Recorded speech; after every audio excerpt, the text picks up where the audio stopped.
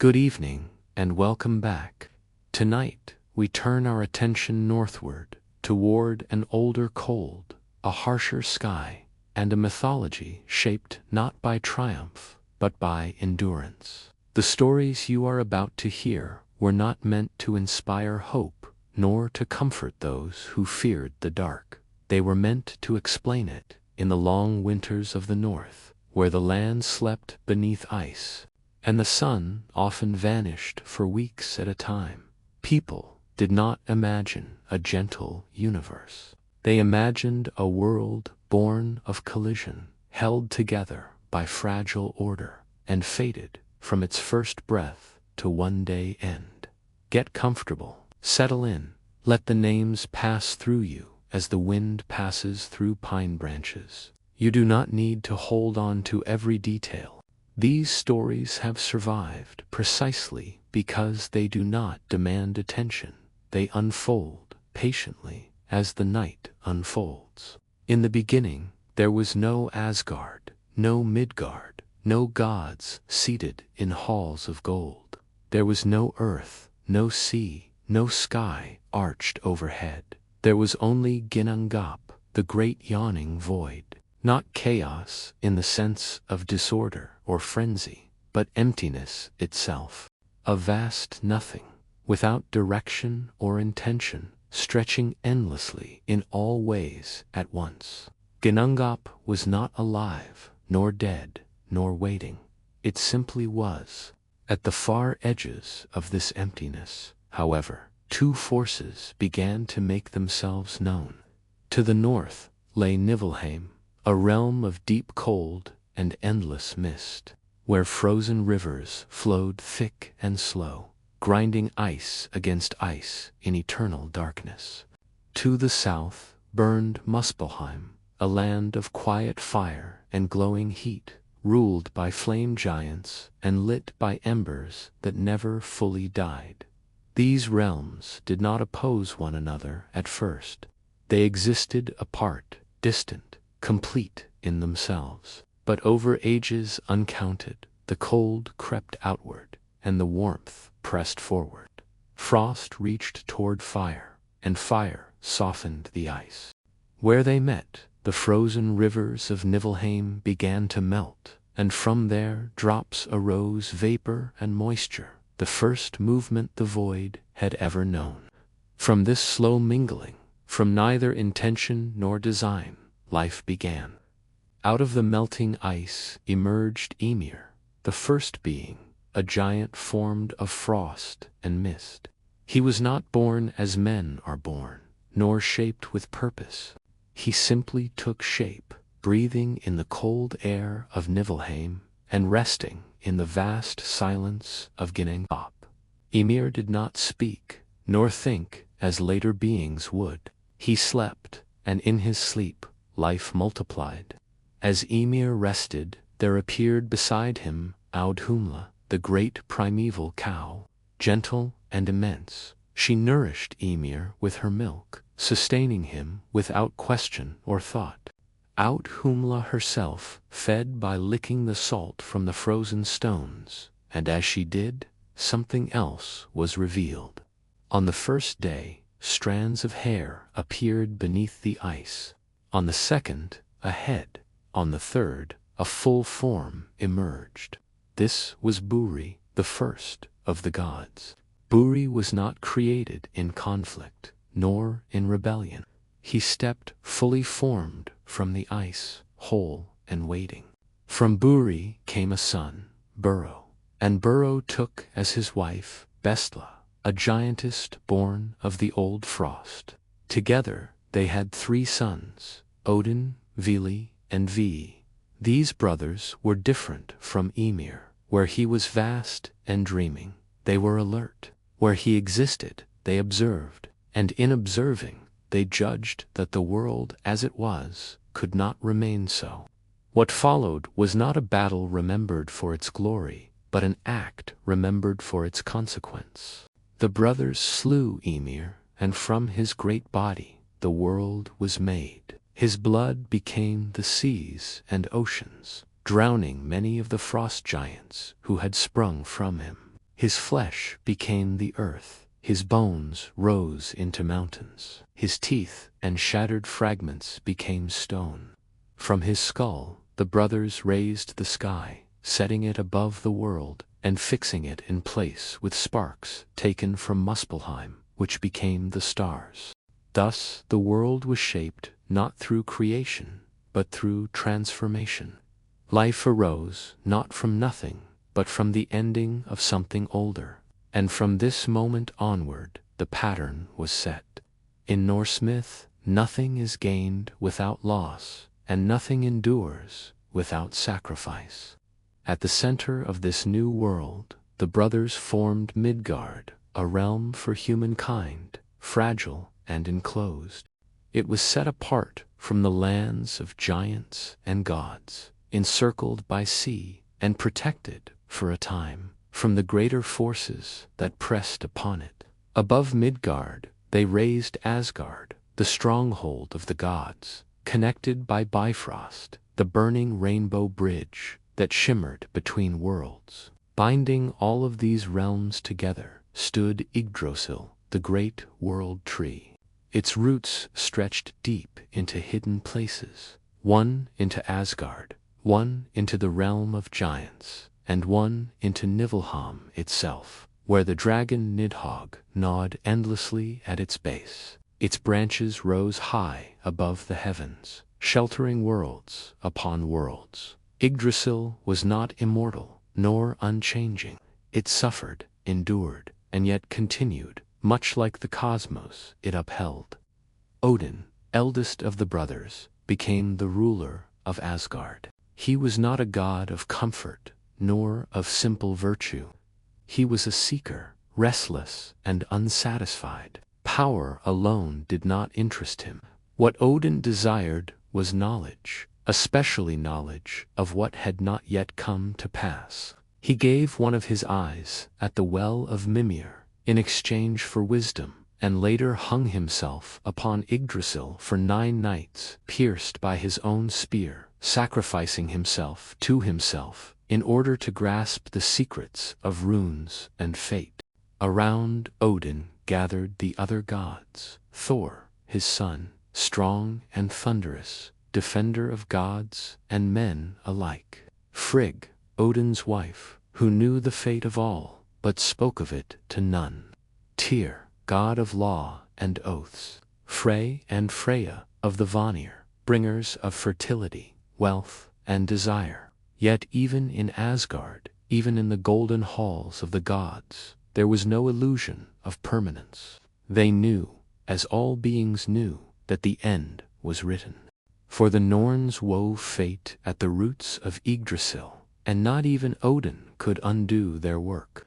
They whispered of Ragnarok, the final doom, when gods and giants would meet, when the world would burn and freeze in turn, and when even the gods themselves would fall.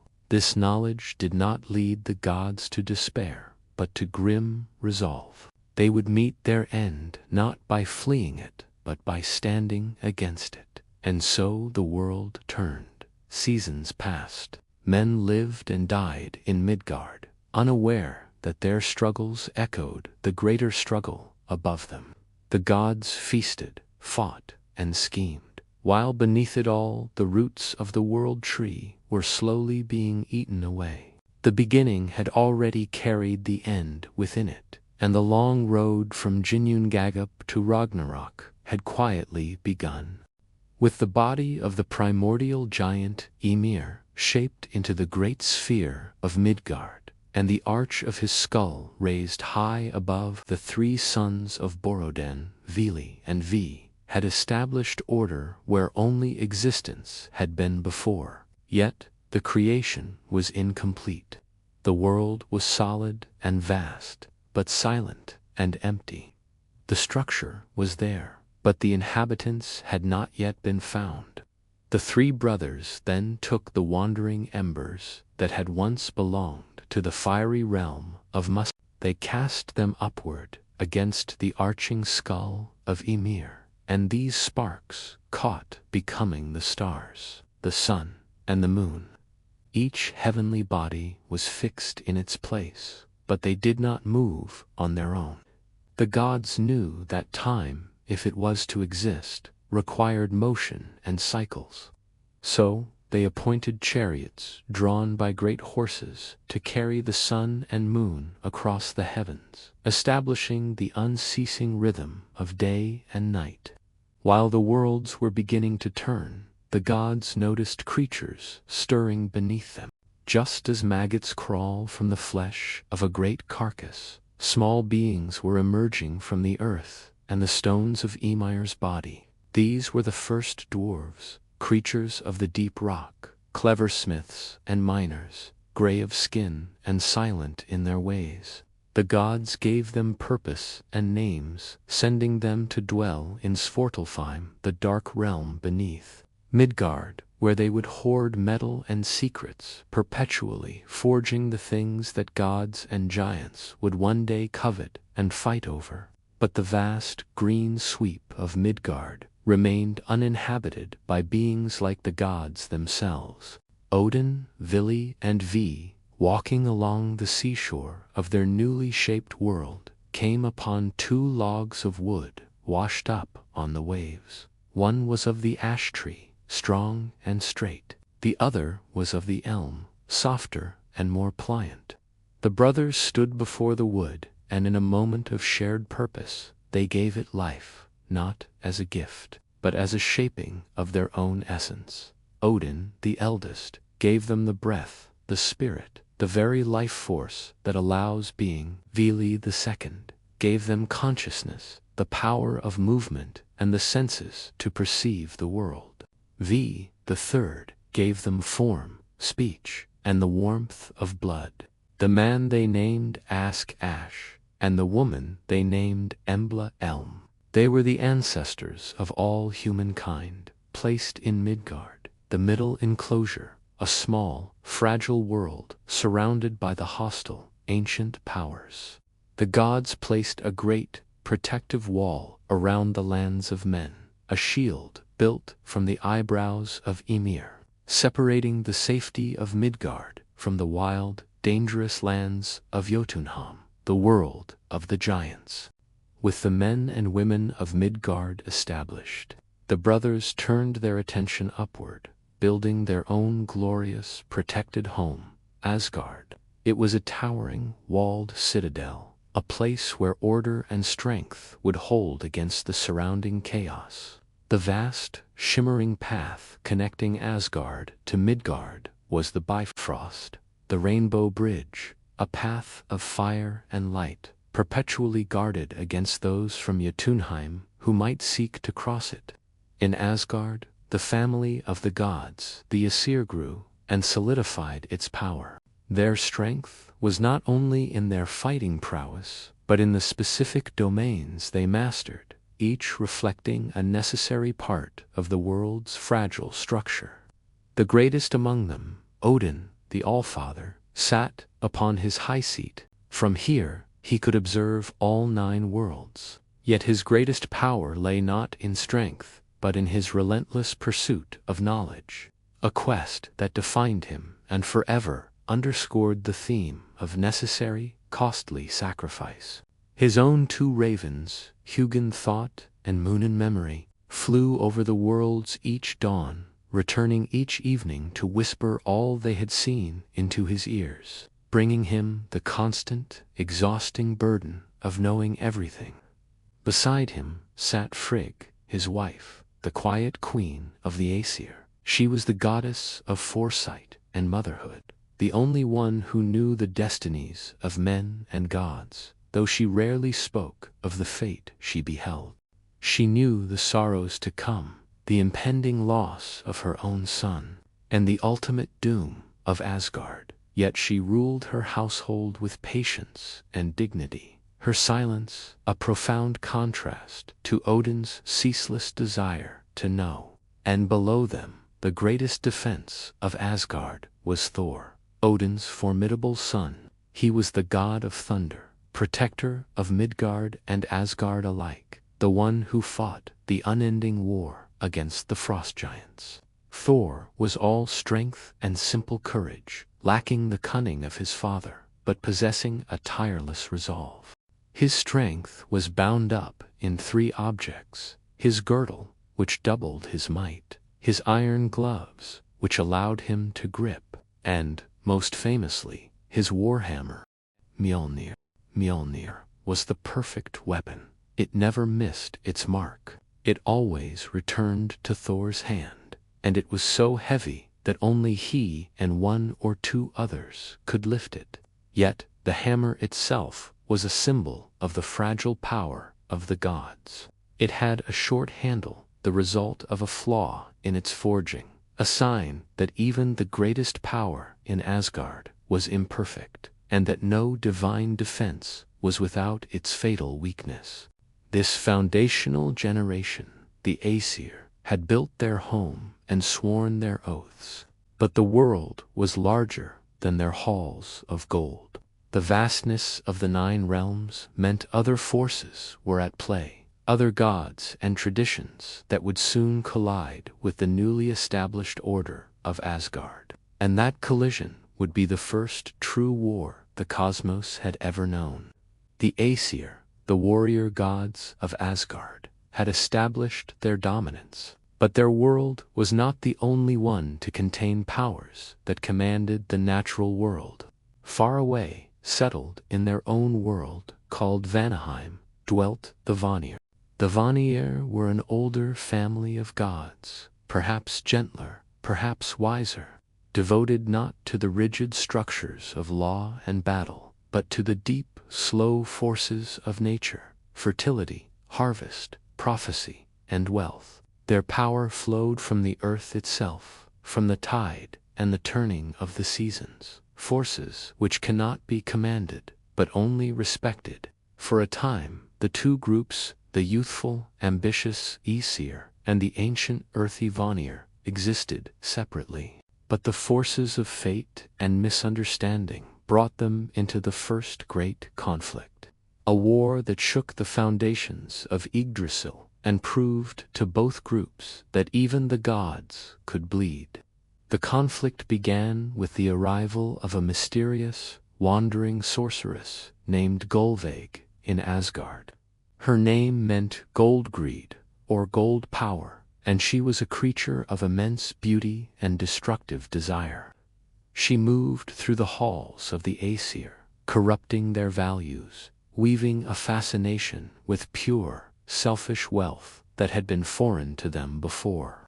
Her presence brought discord and a hunger for gold that threatened the honor of Asgard's strict warrior code. Odin, realizing the danger she posed to the fragile order, commanded that Gullveig be killed. The gods seized her, pinned her to the ground, and pierced her with their spears, throwing her onto the fire to burn. But the fire could not hold her.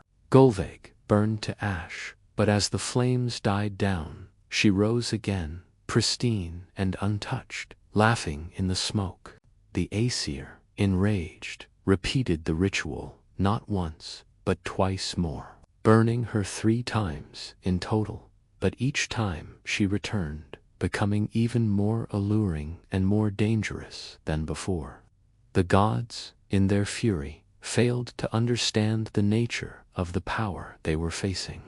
Gullveig, the manifestation of desire, was a powerful member of the Vanir, and the Vanir saw the attack on her as a declaration of war against their entire family.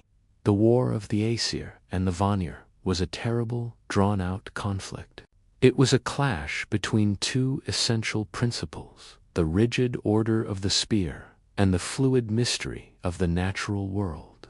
The Aesir relied on strength and fortifications, while the Vanir wielded powerful sorcery and earth magic, fighting with an adaptability that baffled the warriors of Asgard.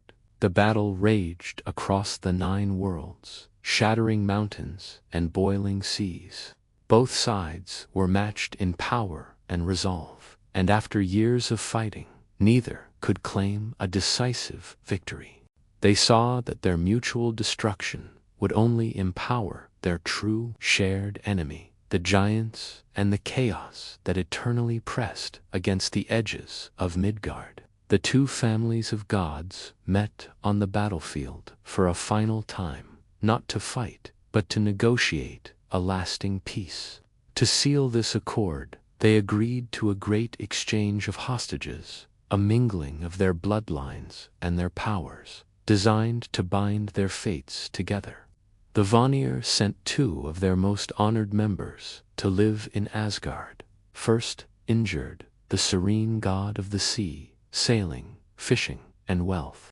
He brought with him the calm power of the ocean and the blessing of prosperous journeys. Second, they sent his children, Freyr, Frey, and Freya, the shining god of fertility, sun, rain, and the bounty of the harvest represented life itself. His presence ensured that crops would grow in Midgard and that the cycles of life would continue. He possessed a magical ship, Skidbladnir, that could fold up and fit into a pouch, and a wild boar with bristles of gold that shone light through the darkest night. Freya, Freya's sister, was the most complex and powerful of the Vanir. She became the goddess of love, beauty, fertility, and desire, much like the force Gullveig represented, but channeled with purpose. Crucially, she was also the supreme mistress of Satyr, the most potent and mysterious form of Norse magica weaving of fate, a seeing into the future, and a power that Odin himself would risk everything to learn. In exchange, the Aesir sent her Nir, who was tall and indecisive, and Mimir, the wise and ancient god of intellect. The Vanir, finding her Nir lacking in true counsel without Mimir, tragically beheaded Mimir in anger and sent his head back to Asgard. This act, meant to break the truce, only served to deepen Odin's grim commitment to knowledge. Odin took Mimir's head, preserved it with herbs, and charmed it with potent spells. The head of Mimir became a living, eternal source of wisdom, advising the Allfather on secrets and prophecies only the dead could know.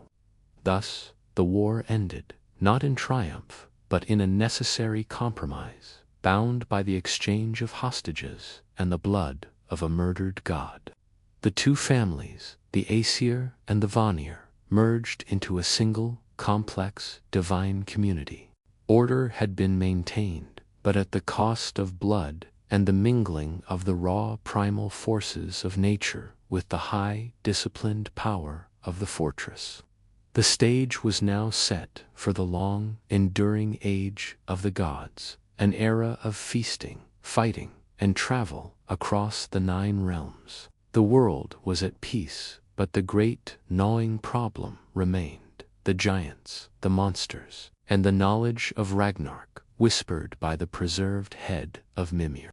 A fate that Odin would spend every waking hour trying to postpone or understand. With the war of the gods concluded and the Aesir and Vanir unified, the cosmos settled into a temporary, uneasy rhythm. This new stability was defined entirely by the structure of the 9 worlds and the immense, enduring force that bound them together. Yggdrasil, the world tree. Yggdrasil was not merely a large tree. It was the spine of existence, the axis upon which all life turned. Its branches sheltered all worlds, and its 3 enormous roots plunged into the most elemental realms, holding the entire fragile order in place. The name itself, Yggdrasil, means Odin's steed, or terrifying steed, a reference to the self-sacrifice Odin performed upon it to gain the secrets of the runes. The tree, therefore, was not a place of comfort, but a vast, silent altar to the pursuit of knowledge and the acceptance of suffering. To truly understand the struggles of the gods and the fate of mankind, one must understand the worlds that spun around this central axis. 1. The upper worlds, the heavenly plane Asgard, home of the Aesir. High above all others, the fortress of the warrior gods, connected to Midgard by the Bifrost. Within its walls lay Valhalla, Odin's great hall, roofed with golden shields. Here, the Valkyries gathered the souls of the bravest mortals who had died in battle, the Einherjar who would spend their days fighting, and their nights feasting, constantly training for the final battle of Ragnarök. Vanaheim, home of the Vanir, the original home of the fertility gods, a place of mystery, magic, and deep knowledge of the Earth's natural cycles. It remained a quiet, remote land, often overlooked, but rich in primal power. Alfheim, home of the Light Elves, a realm of radiant beauty and light, ruled by the god Freyr. The Light Elves were beautiful, ethereal beings, often associated with minor natural magic, the growth of plants, and the inspiration of art, too. The middle world, the human plane, Midgard, the middle enclosure, the world of humanity, small, fragile, and utterly dependent on the protective walls built by the gods. It was separated from the lands of the giants by a great, encircling ocean, which itself was patrolled by the terrifying, immense sea serpent, Jormungandr. The lives of men here were short, defined by struggle and work, yet they were the focus of the gods' protection, for their existence justified the entire structure. Svartalfheim, the dark world, the deep, subterranean home of the dwarves, master smiths who perpetually toiled in the dark. It was a realm of metal, stone, and subterranean rivers, where light was an unwanted intrusion. This was the source of many of the gods' greatest treasures, Mjolnir, Freyr's ship, and Odin's spear-awl, born from the ceaseless, silent labor of the dwarves. 3. The lower worlds, the elemental plane, Jotunheim, home of the giants, the realm of the Jotunheim, or frost giants, enemies of the Aesir, and the eternal threat to Midgard. It was a vast, cold land of mountains, forests, and frozen, desolate plains, separated from Asgard by turbulent rivers. The Jotun were not necessarily evil, but they were primal, huge, and chaotic, the sheer force of nature that the gods of order sought to restrain. Niflheim, the world of mist, the ancient realm of cold, ice, and mist, one of the two original realms from which all life emerged. It was a place of endless, bone-deep cold. Muspelheim, the world of fire, the ancient realm of heat and fire, ruled by the giant Surt. It lay at the opposite extreme from Niflheim, its borders always ready to burn the edge of the cosmos. Helheim, the realm of the dead, often confused with Niflheim. Helheim was the final destination for most souls, those who did not die in battle or by heroic means. It was ruled by the goddess Hel, the morbid daughter of Loki. It was a cheerless, quiet place, neither painful nor pleasant, simply a cold, gray continuation of life, far beneath the roots of Yggdrasil, the suffering of the tree. Yggdrasil itself was not a silent, immutable monument. It was a living being, and it was constantly suffering, a perfect metaphor for the endurance of the cosmos. Beneath the root that plunged into Niflheim, the dragon Nidhogg constantly gnawed at the wood, slowly destroying the foundations of the world. High above, a fierce eagle nested in the branches, perpetually feuding with the dragon. A malicious squirrel named Ratatoskr scurried ceaselessly up and down the trunk, carrying insults between the dragon and the eagle, ensuring their hatred never ceased. The tree was also eternally fed by a strange, divine moisture, administered by three powerful female beings. These were the Nornzurd, that which has come to pass, Verdandi, that which is happening, and Skuld, that which shall be. They dwelt by the well of Urd Erderbrunn at the root of the tree, and their sole purpose was to weave the tapestry of destiny for all beings, whether god, giant or human. Not even the Allfather, Odin, could change the threads they wove. He could only seek to understand them. The Norns represent the fundamental truth of the Norse cosmos. Fate word is fixed and unyielding. The gods did not create destiny. They, like all others, were subject to it. Their actions, their wars, and their sacrifices were not attempts to defeat fate, but to meet it with honor and knowledge. When the final darkness came, the constant gnawing of Nidhogg and the endless feuding in the tree were merely visible signs that the cosmos was preyed and always had been, slowly decaying, moving inevitably toward its fated end. This structure of the 9 worlds and the enduring, suffering tree was the backdrop against which the greatest and most famous gods Odin, Thor, and their companions would play out their long, complex sagas, forever traveling the perilous paths between order and chaos. The world of the gods, though structurally sound, was always susceptible to flaws, and no figure embodied this inherent instability more completely than Loki. He was not one of the Aesir, nor a Vanir, but a giant, a son of the primordial giant Farboti and Laufey, who was brought into Asgard through a blood oath with Odin himself. Loki was a presence of dangerous beauty and shifting forms, a boundary dweller who was neither friend nor foe, but something in between, a constant, corrosive agent of change. His name itself implied the closing or the end. He was fire, swift and bright, but unpredictable and capable of immense damage. He lived in Asgard, feasting at Odin's table, often using his immense cunning to solve problems that the brute strength of Thor or the rigid wisdom of Odin could not touch. He was the vital spark of ingenuity, the necessary disruption that forced the gods to evolve. Yet, his solutions always carried a hidden, terrible cost. Loki had a wife named Sigyn, who was loyal and long-suffering, but his most significant relationships were with the beings of the outer worlds, the giants, who were the enemies of Asgard.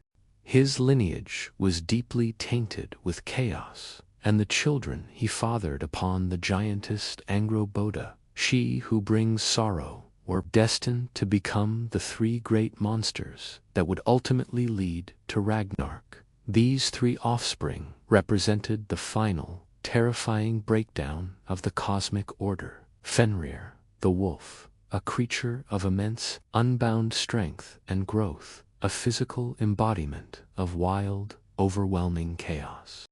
Jarmungandr, the Midgard serpent, a vast serpent so large it encircled the entire world of men.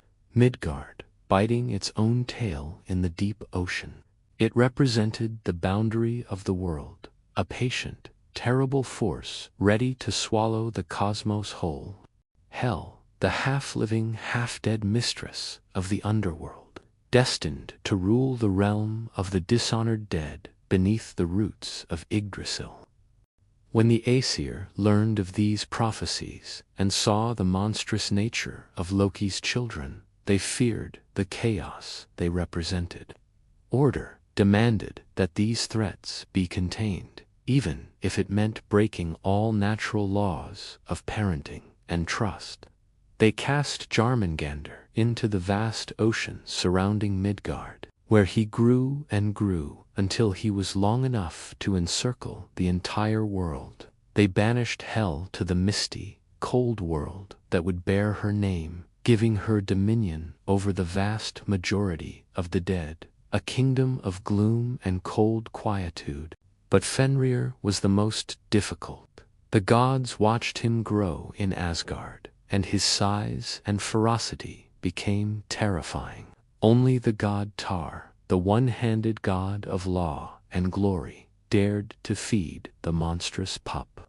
The gods knew they had to bind the wolf, but no ordinary chain could hold his immense strength. They tried to immense chains. Loathing, and forging them from the strongest dwarven metals. But Fenrir snapped them both with casual ease, demonstrating that physical strength alone could never restrain chaos. Finally, Odin sent the messenger of the gods, Skirnir, down to Svartalfheim, to commission the dwarves to forge an impossible fetter. This chain was named Gleipnir, and it was not made of metal, but of 6 magical, non-existent things: the noise of a cat's footfall, the roots of a mountain, the sinews of a bear, the breath of a fish, the spittle of a bird, the beard of a woman. The chain was as light and smooth as silk, yet it was absolutely unbreakable, woven from the magic of unreality. The gods brought Fenrir to the isolated island of Lyngvi in the middle of a lake.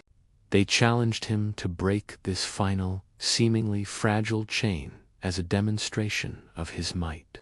Fenrir, suspicious of the silken thread, agreed, but only on one condition: that one of the gods place their hand in his mouth as a token of good faith. Only Tyr, the god of honor, dared to step forward. He placed his right hand into the enormous jaws of the wolf. When Fenrir found himself unable to break the silky fetter, realizing the deception, he snapped his jaws shut, severing Thor's hand at the wrist. In that moment of sacrifice, Thor lost his hand. But the gods achieved their goal. They secured Fenrir to a large boulder, driving a sword into his jaws to keep them permanently open. There the great wolf lay bound and suffering until the very end of time. This act, the chaining of Fenrir, was a triumph of order over chaos, but it was purchased at a terrifying price: the permanent disfigurement of the god of justice and the terrible, justifiable rage of Loki, the giant, whose children were mutilated and bound by the very gods he lived among. The binding of Fenrir was the first action taken by the gods to postpone Ragnarok, but it also became the precise reason why Ragnarok, in the end, would be inevitable and just. The price of their temporary peace was the permanent embitterment of the universe's most volatile force. While the dark currents of prophecy ran beneath Asgard, life in the high halls often revolved around the thunderous, necessary presence of Thor, the son of Odin and Jair Earth. Thor was the ultimate defender, the god who traveled constantly between Asgard and Midgard, keeping the world safe from the encroaching, endless threat of the giants dwelling in Jotunheim. Unlike the complex, knowledge-seeking approach of his father, Thor's worldview was simple: order must be maintained through strength and swift justice. He relied on his 3 irreplaceable assets: the belt of strength, the iron gloves, and his warhammer, Mjolnir. Without Mjolnir, Thor was merely strong. With it, he was the essential, immovable wall against chaos. Thor's sagas are less about political maneuvering and more about sheer, brute confrontation with the elemental forces of the world. Yet, even in his travels, the gods learned a vital lesson: that true strength is not always what it appears to be. One of the most revealing of his journeys took him, along with Loki, into the icy, desolate heart of Jotunheim, where they sought to challenge the greatest of the giants. They arrived at the fortress of Utgarda-Loki, a sorceress king who ruled through illusion and immense, ancient cunning. Utgarda-Loki greeted the gods with mock respect and immediately challenged them to prove their great skill. He set before them a series of impossible contests designed to humble the proud Aesir, twisting their perceptions of reality through powerful Jotun magic. First, Loki was challenged to a contest of eating. He accepted, competing against a giant named Logi Flame. Loki ate an immense amount of meat, but Logi devoured not only the meat, but the bones and the wooden platter itself. The gods were defeated, and Loki, the god of fire, was outdone by a force he could not see, pure, uncontained fire itself. For Logi was merely the manifestation of the destructive element. Next, Thor's servant Thialfi was challenged to a foot race against a small, quick boy named Hugi. Thialfi, the fastest mortal runner, was repeatedly outpaced by Hugi, who always vanished far ahead on the horizon. The champion runner of the gods was defeated by thought, proving that even the swiftest of actions can never outrun the speed of the mind. Finally, the challenge was passed to Thor himself. Utgarda Loki set 3 tasks for the thunder god. The drinking horn. Thor was challenged to empty a great drinking horn in a single draught. Thor raised the horn 3 separate times, drinking with all his immense strength, but the level of the liquid barely dropped. He failed. He was attempting to drink the ocean itself, which the giants had cleverly connected to the other end of the horn. Though he failed, Thor's struggle created the world's first great tides. The cat. Thor was challenged to lift Utgarda Loki's small, seemingly harmless house cat off the ground. Thor gripped the cat and strained with all his might. He managed to lift the creature just enough for one paw to leave the floor, but no more. He was struggling not against a house cat, but against Jarmungandr, the Midgard serpent, disguised by the giant's magic. The strain on the world serpent was so great that the entire cosmos trembled. The old woman, in humiliation, Thor was finally challenged to wrestle with an old, frail woman named Ellie Old Age. Thor wrestled her fiercely, but no matter how hard he tried, he could only be pushed back. He was grappling with old age itself, a force that no god, no mortal, and no giant can ever truly defeat. Defeated and humbled, Thor and his companions retreated from the giant's hall. Once they were safely outside the fortress, Utgarda Loki revealed the truth of his sorcery. He confessed that if he had known the true power of Thor the god, who could create the tides and briefly shake the Midgard serpent, he would never have allowed him near his gates. Thor, though initially enraged by the deception, returned to Asgard with a profound, quietened understanding. The saga proved that the greatest conflicts are not always won with strength, and that true power lies hidden, often disguised as the smallest or most impossible of things. His hammer could shatter mountains, but it could not overcome the slow, inevitable forces of the cosmos. Fire, thought, the ocean, the world serpent, and old age. This journey served as a grim reminder that the gods themselves were bound by laws greater than their own divine might. The gods of Asgard, though powerful and vast in their strength, were not eternal or immutable like the first primordial forces of chaos. They were, in fact, susceptible to the relentless march of time, and without intervention, they would eventually grow old, weary, and unable to maintain the cosmic order against the giants. The secret to their enduring youth, their vitality, and their strength lay in the sacred golden apples, which grew only in the garden of the goddess Idun. Her name meant the rejuvenating one, and she was the keeper of these miraculous fruits, which the gods consumed regularly to shed the weakness of passing years and maintain the vigor necessary for their unending vigilance.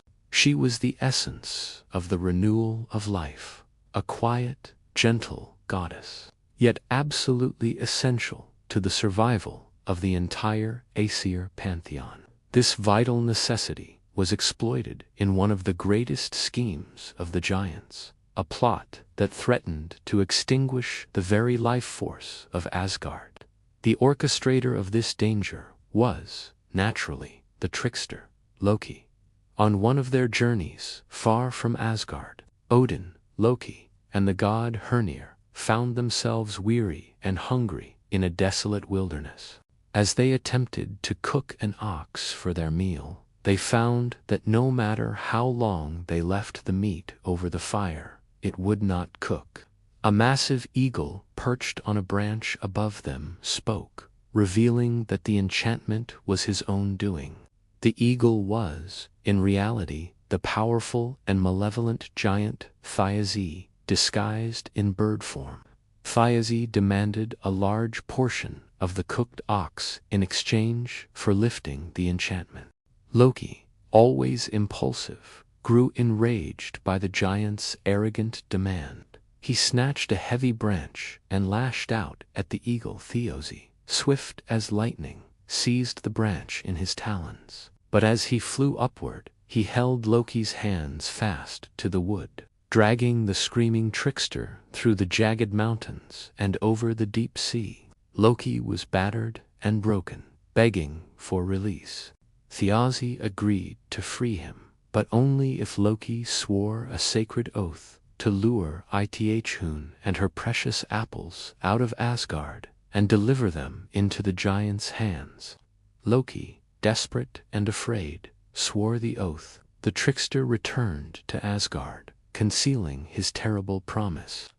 He approached the unsuspecting Idun and told her he had found a tree bearing apples far finer than her own, urging her to bring her basket of golden fruit so they could compare them.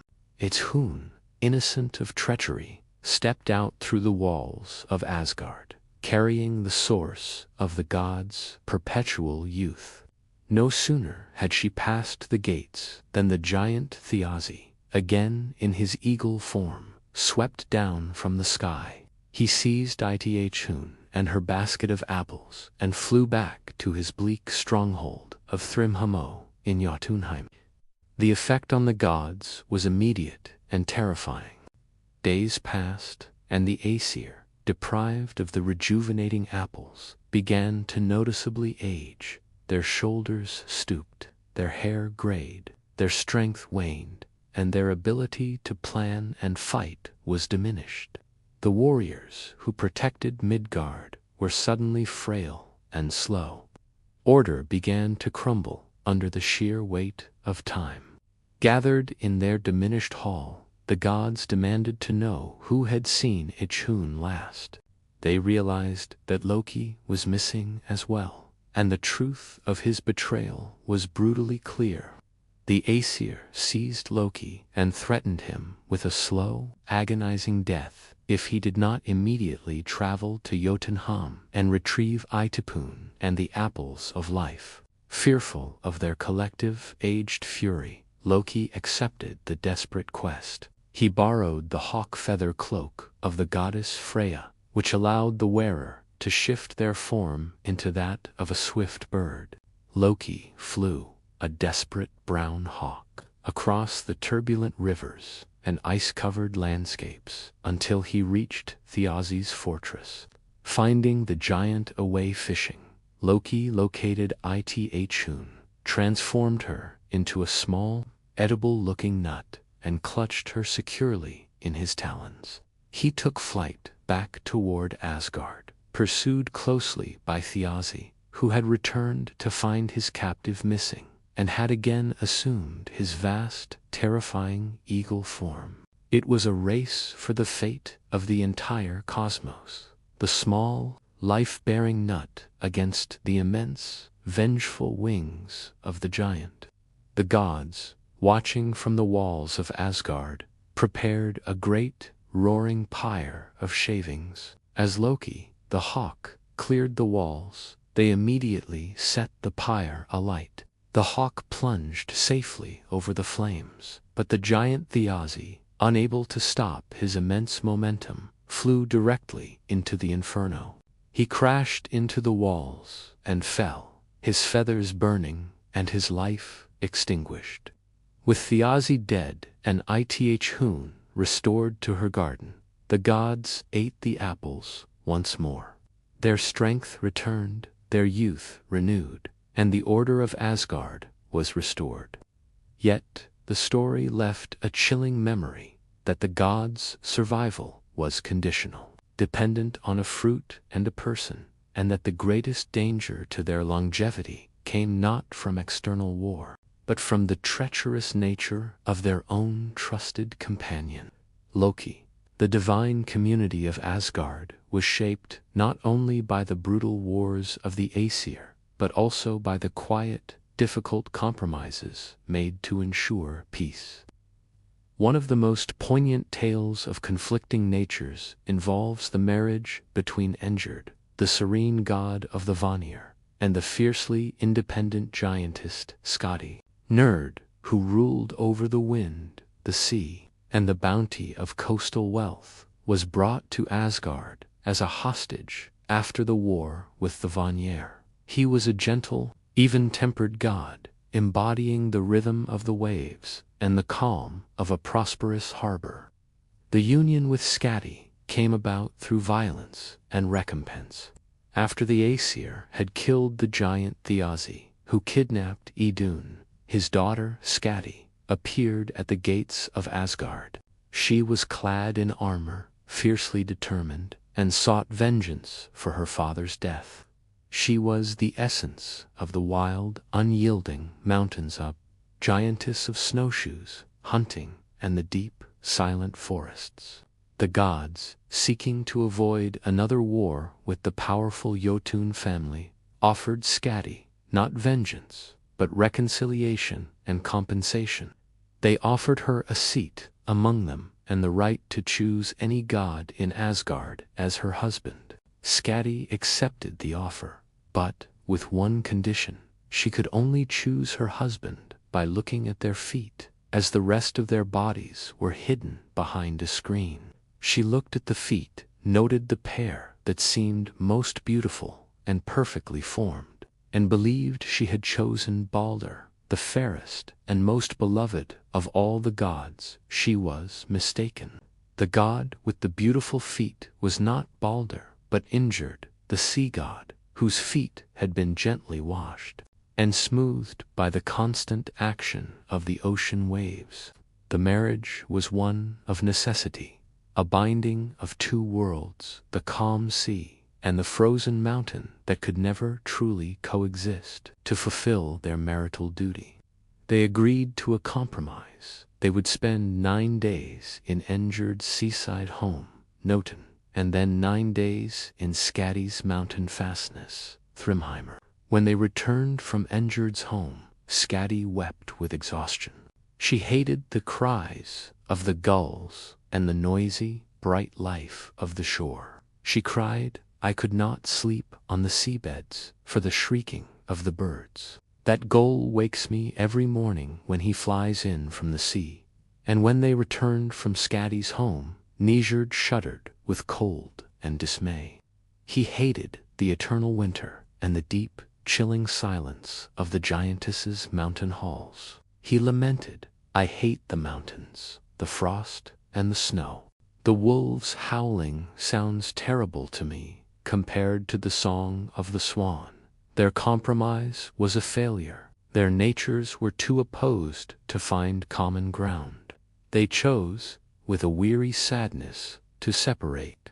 Njord returned to his quiet hall by the sea, and Skadi returned to her mountains, where she hunted and skied, a symbol of the vast, untamed power of the northern wilderness. This broken marriage became an enduring lesson for the gods. Even when two powerful forces agree to live together, the deep, essential truths of their nature cannot be changed by law or by desire. The Vanir and the Aesir could merge their political structures, but the elemental conflicts of the worlds, the sea against the mountain, warmth against the cold, quiet order against wild independence, would always persist. The marriage of Njord and Skadi revealed that some gaps, once formed in the void of the world, are simply too great to bridge, foreshadowing the inescapable divides that would drive the final fate of the cosmos. The world of the gods, with its gold-shielded halls and powerful defenses, relied completely on a species often unseen and rarely appreciated, the dwarves of Svartalfheim. These subterranean beings, born from the flesh of Ymir, were the master smiths, metallurgists, and jewelers of the cosmos. Without their secretive toil and unmatched skill, the gods would be unarmed, unadorned, and vulnerable. The dwarves did not traffic in virtue or justice. They dealt in gold, metal, and intricate craftsmanship. Their loyalty could be bought, and their genius was often driven by pride and a relentless desire to outdo one another. This competitive spirit was, yet again, exploited by the trickster Loki, resulting in the creation of the greatest treasures in the Norse world. The catalyst for this pivotal moment of creation was a typical act of malice from Loki. While Sif, the beautiful wife of Thor, lay sleeping, Loki crept into her chambers and, in a moment of cruel mischief, cut off all of her magnificent golden hair. Thor, upon discovering this insult, flew into a rage so terrifying that the other gods immediately surrendered Loki to his wrath. Thor threatened to break every bone in the trickster's body unless Loki could somehow restore Sif's hair or find a replacement that was equally beautiful. Terrified, Loki descended into the deep, dark realm of Svartalfheim. He approached the sons of Vivaldi, a renowned family of dwarven smiths, and commissioned them to craft golden hair that would grow upon Sif's head as if it were natural. The dwarves, driven by the challenge, forged strands of purest gold, so fine and potent that they would instantly attach to her scalp and grow like living hair. Loki, always seeking advantage, took this creation and brought it to a rival pair of dwarven brothers, Brokkr and Sindri.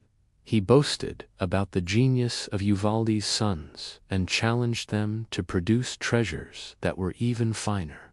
Loki wagered his own head on the outcome. The brothers, Sindri the smith and Brokk the bellows worker, accepted the challenge. Sindri set about his work, instructing his brother Brokkr to keep the bellows pumping ceaselessly, no matter what distraction or creature entered the forge. Loki, disguised as a biting fly, tried desperately to spoil their work, stinging Brokkr fiercely, but the dwarf persevered. From the intense heat and continuous labor, the brothers forged 3 miraculous objects: Gullinburst, a boar whose bristles were made of gold, capable of shining light in the darkest of the 9 worlds, and pulling Freyr's chariot across any terrain, even air or water, faster than any horse. It was gifted to Freyr. Draupnir, a magical gold ring that had the astonishing property of multiplying itself. Every 9th night, 8 new gold rings of equal weight would drop from it. This was a symbol of unending wealth and was presented to Odin, Mjolnir, the legendary warhammer. Brokkr was briefly stung on the eyelid by the disguised Loki, causing him to falter at the bellows for a moment. This slight interruption was just enough to cause a fatal flaw in the forging. The handle of the hammer came out slightly too short. Nevertheless, its magical properties were sound. It never missed its mark. It shattered any obstacle, and it always returned to the hand of its wielder. This was the defense of all Asgard, and was given to Thor. Loki returned to Asgard with the 5 magnificent treasures: Sif's hair, the shining boar, the multiplying ring, Freyr's spear, and Thor's hammer. The gods judged the creations, weighing the sheer beauty against the practical power. They determined that Mjolnir was the greatest treasure of all, for it alone was the defense that would keep the frost giants from shattering the worlds. Loki lost the wager. But when Brokkr went to claim his prize, Loki's head, the cunning trickster, found a loophole. Loki argued that he had wagered his head, but not his neck.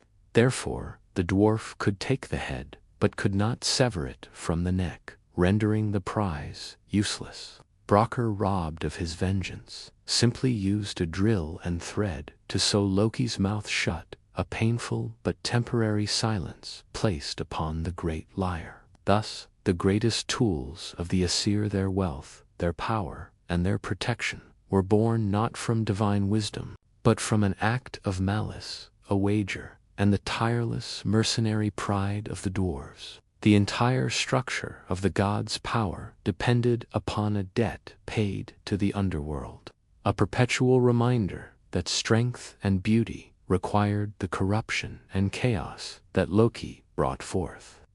Among the Aesir, there was one god whose presence seemed to defy the grim fate that hung over the other deities. This was Balder, the son of Odin and Frigg. He was known as the brightest and fairest of all the gods, the embodiment of light, joy, purity, and simple goodness. His existence brought warmth and serenity to Asgard, a gentle contrast to the thunder of Thor and the endless cunning of Odin. But even Balder, the most beloved, could not escape the shadow of destiny. He began to be tormented by terrible, recurring nightmares that foretold his own death. These dreams were so vivid and distressing that they cast a palpable gloom over the halls of Asgard. For if Balder, the purest light, could be extinguished, the world itself would surely follow. Odin, concerned for his beloved son, rode Sleipnir, his 8-legged steed, down to the dark road that led to Helheim. There, he raised the ghost of a dead seeress and compelled her to reveal the truth of his dreams. The seeress grimly confirmed the vision. Balder was indeed fated to die, and his killer would be his own blind brother, Hodor. Frigg, the queen of the Aesir and the goddess who knew the fates of all, resolved to prevent this prophecy from being fulfilled. She traveled to every living thing in the 9 worlds, to every metal, stone, plant, tree, beast, and even the smallest blade of grass. She implored each one to swear a solemn, sacred oath that they would never harm her son, Balder. Every single thing, from the largest mountain to the smallest pebble, swore the oath without hesitation. The only exception was a tiny, seemingly harmless shrub known as the mistletoe, which Frigg considered too young and insignificant to seek an oath from. Returning to Asgard, Frigg proudly announced that Balder was now immune to all harm. The gods, relieved and joyful, began a great game to celebrate his invulnerability. They would hurl their heaviest weapons, their sharpest spears, and their largest stones at Balder, watching them harmlessly bounce away. It was a joyful, boisterous sight, a true sign that fate itself had been defeated by a mother's love. But this celebration was watched with cynical, cold eyes by Loki, the trickster. He saw the flaw in the god's design, the one weakness that Frigg had overlooked. Disguised as an old, harmless woman, Loki approached Frigg and casually asked her if she had truly taken an oath from everything. Frigg, proud of her accomplishment, confessed the omission of the small, weak mistletoe. Loki immediately sought out the mistletoe, plucking a single sprig. He then approached Hodor, Balder's blind brother, who stood sadly apart from the games, unable to participate. Loki spoke to Hodor with cunning sympathy, offering to guide the blind god's hand so that he too could pay tribute to his invincible brother. Loki fashioned the mistletoe into a small, sharp dart and placed it into Hodor's hand. He guided the blind god's arm, and Hodor, thinking he was merely joining the game, hurled the tiny shaft. The sprig of mistletoe, the only thing in all the worlds that had not sworn the oath, pierced Balder. The moment it struck him, the brightest light in Asgard was instantly extinguished. Balder fell dead upon the field. The gods were struck silent, paralyzed not just by grief, but by the terrible realization that this death was caused by one of their own.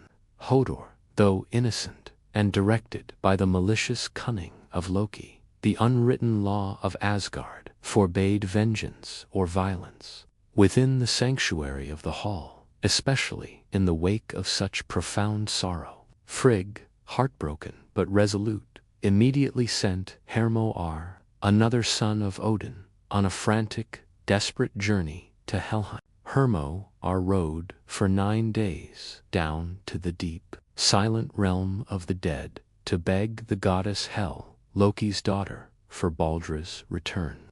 Hel agreed to release Balder, but only on a universal condition. Every single thing in the 9 worlds, both living and non-living, must weep for Balder to prove he was universally beloved. The gods spread the word, and every mountain, every stone, every creature, and every man began to weep for the light that had been lost. Their tears flowed freely, restoring hope to the Aesir.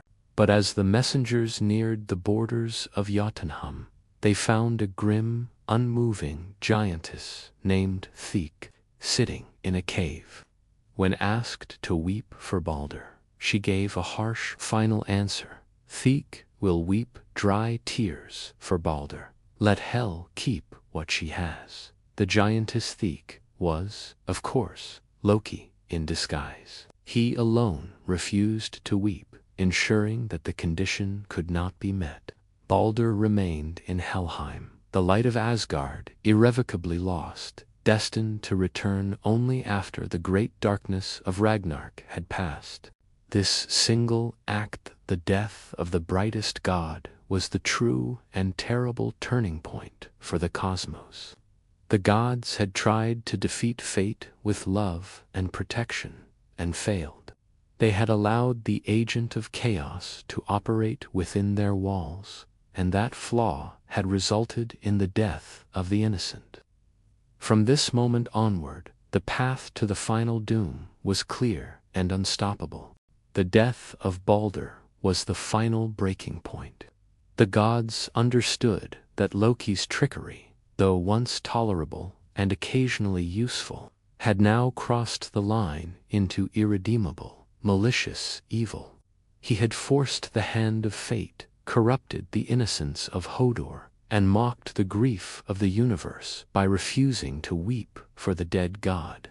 The blood oath between Odin and Loki was utterly dissolved. The gods could no longer allow the agent of chaos to walk freely within the halls of order. They were bound by the need for justice, but more urgently by the desperate need to remove the direct source of corruption before the universe collapsed entirely. Loki, realizing the depth of the god's fury and the finality of his action, fled Asgard. He knew that the sacred truce that protected the halls was now irrelevant to him. He traveled far and wide, eventually hiding himself in a remote house high in the mountains, surrounded by 4 windows so he could watch for the gods approaching from any direction. He spent his time transforming himself into a salmon and swimming in a nearby waterfall, pondering how the gods might attempt to catch him. He invented the first fishing net, a complex weave of twine, and tested it in the water, calculating its weaknesses and strengths. Meanwhile, the Aesir, led by the vengeance of Thor, tracked Loki's flight using Odin's sight and the counsel of Mimir's preserved head. They discovered his hidden mountain lair and burst into the house. They found the embers of a fire, and among them, the half-burned remnants of Loki's experimental fishing net.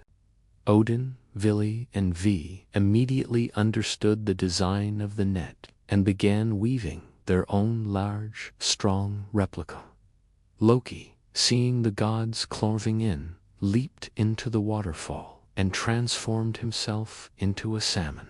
The gods cast their net twice into the waterfall. The gods cast their net twice into the waterfall. The first time, it scraped the bottom, only catching weeds and stones. Thor held one end of the net, and the other gods held the other, slowly sweeping the net up the current. Loki, seeing no way out, leaped over the net towards the deepest pool. But Thor, seeing the flash of the great salmon, reached out his colossal hand and seized Loki by the tail. This grip was so strong that the gods say the marks of Thor's fingers were permanently etched into the very body of the salmon, explaining why the tail tapers today. With the trickster captured, the gods brought him to a deep cave in Jotunheim, where his punishment was prepared. The location was deliberate, a return to the bleak, harsh nature of the giants, separating him entirely from the warmth and light of Asgard. Loki's punishment was agonizing and symbolic, meant to be an eternal, unyielding torture for the agent of instability. The gods took two of Loki's other sons, Vali and Nari, born of his first wife, Sigyn, and untouched by the great prophecies. In a moment of terrible, cruel necessity, they transformed one son into a ravening wolf, which immediately tore the other son to shreds. The gods then took the entrails of the dead son, Nari, and used them to forge chains of immense, magical strength. Loki was bound to 3 sharp, jagged stones within the cave by these sinew-chains, symbolic binding to the earth, the very foundation of the worlds he sought to break. Above him, the giantess Skadi, still vengeful for the death of her father Thiazi, hung a venomous serpent. The serpent dripped a ceaseless, searing poison onto Loki's face, but Loki was not utterly alone. His loyal wife, Sigyn, who had endured his betrayals and cruelty, stood faithfully by his side. She held a shallow wooden bowl above his head, catching the burning venom drop by drop. Sigyn was the only comfort in his eternal agony. However, when her bowl became full, she would have to turn away to empty it. In those brief, terrible moments when the poison fell directly onto Loki's face, he would writhe in blinding, unbearable pain. His convulsions were so violent that they caused the entire earth to shake. The gods were merciless. Loki was thus confined, bound, and suffering in the heart of Jotunheim. This cruel but necessary imprisonment was the final, desperate attempt to hold back the end of the world. But the gods knew, and the Norns knew, that this wasn't an end, but merely a delay. The bindings of Loki, forged from the death of his own son, would hold fast until the final hours. His thrashing was the source of the world's earthquakes, a constant, low reminder to all the 9 worlds that chaos was merely sleeping. And when those chains broke, the end would be truly upon them. The final act of the long, dark drama of Norse mythology had been set in stone. With Loki chained and Balder lost, the gods had bought themselves time, but they had also suffered immense loss of honor and trust. In the wake of Baldra's death, the Aesir became acutely aware of their own vulnerability. They realized that their high halls, though gold-roofed and magnificent, lacked sufficient physical defenses against the inevitable onslaught of the giants, which Ragnarok would bring. Immediately following the war of the Aesir and Vanir, but before the worst of Loki's malice had been fully revealed, a mysterious, unnamed master builder arrived at the gates of Asgard. He was a giant, though the gods did not know it at the time, and he offered to construct an immense, impregnable wall around the entire fortress's structure, so strong that no enemy, giant or otherwise, could ever breach it. The builder set forth an audacious price for his labor. He demanded the goddess Freya for his wife, the sun and the moon. The gods convened in council. They desired the security of the wall, but the price was unthinkable. Loki, ever the cunning negotiator, stepped forward and whispered a proposal into Odin's ear. He suggested they agreed to the terms, but add an impossible condition. The builder must complete the entire wall, alone and unaided, in the space of a single winter. If any single stone was left unfinished by the first day of summer, the builder would receive nothing. The gods put the condition to the master builder. He accepted, but asked for one small concession, that he be allowed the use of his magnificent stallion, Svah Dilfari, a horse of extraordinary speed and strength, to aid him in hauling the massive stones. The gods, confident in the impossibility of the task, agreed to the concession, sworn upon the most sacred oaths. The giant builder and his horse began their work. To the astonishment of the gods, Svah Dilfari proved to be a force of nature. Every night, the stallion hauled enormous stone boulders the size of small mountains to the construction site. The builder worked with superhuman speed and precision, and as the deadline approached, the wall was nearly complete. 3 days before the arrival of summer, the wall was so high and thick that the gods could see the builder would succeed. They realized they would have to surrender Freya, the sun and the moon, throwing the entire cosmic order into peril just to gain protection. They cursed their folly and the oath they had so carelessly sworn. In their terror and anger, the Aesir turned upon the one god they always relied on to exploit loopholes and cause necessary chaos, Loki. They threatened him with the same violence and agony they reserved for their enemies if he did not devise a plan before dawn to prevent the builder from completing the final section of the wall. Loki, ever the shapeshifter, agreed. He transformed himself into a beautiful mare, swift and alluring, and slipped out of the gates of Asgard. When Svah Dilfar, the master builder's stallion, saw the mare, he became instantly crazed with desire. The stallion broke away from his duties, abandoning the worksite, and chased the mare deep into the woods. The builder, unable to control his horse, and without his necessary help, could not move the final, enormous stones. The sun rose on the first day of summer, and the wall was incomplete. The builder, robbed of his prize, flew into a terrifying rage, revealing his true Jotun nature.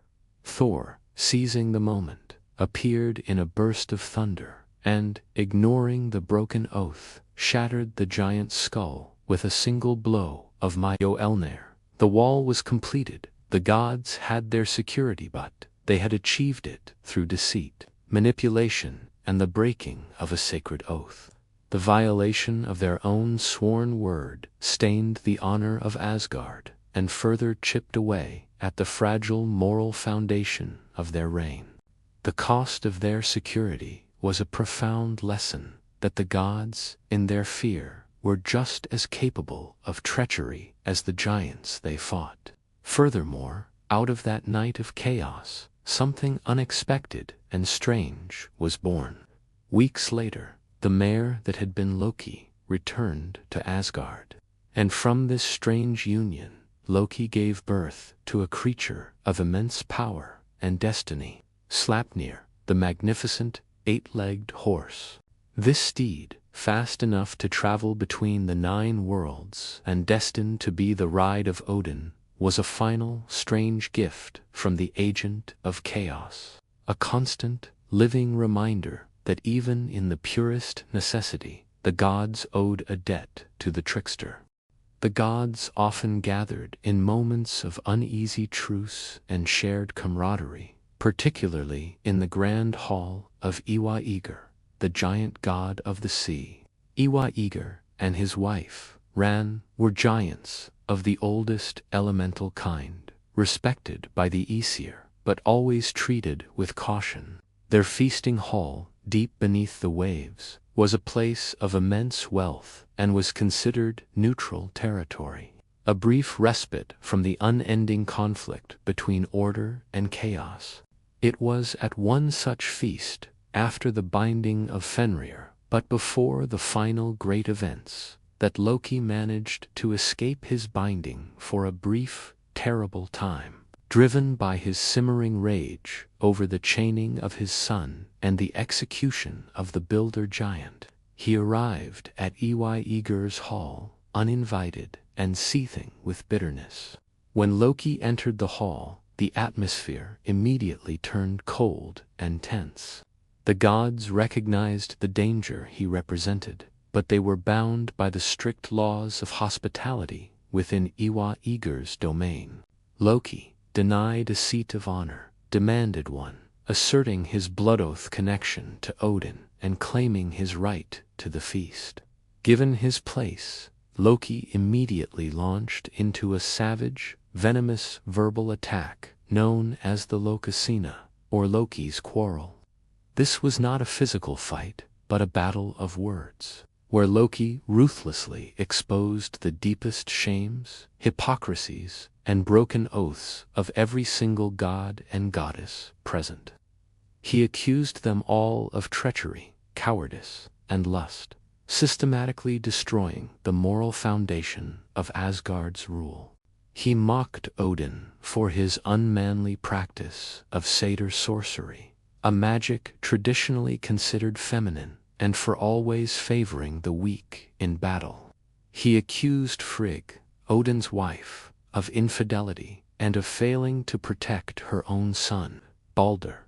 He reminded Njord that he was merely a hostage from the Vanir War, a minor god of the sea who had married his own sister. He shamed Freya by recounting how she slept with numerous individuals, including the dwarves, to acquire the magnificent necklace, Brising. He accused Tyr, the god of law, of being dishonest and unwise, pointing to his single missing hand, the price of his failed, broken oath to Fenrir. He taunted Thor, the strongest of them all, reminding him of his humiliation at the hands of Oot-Gard-A-Loki, where he failed to outmatch old age and the Midgard serpent. The gods, one by one, attempted to answer him, but Loki's accusations were built on bitter truths and hidden secrets that they could not refute.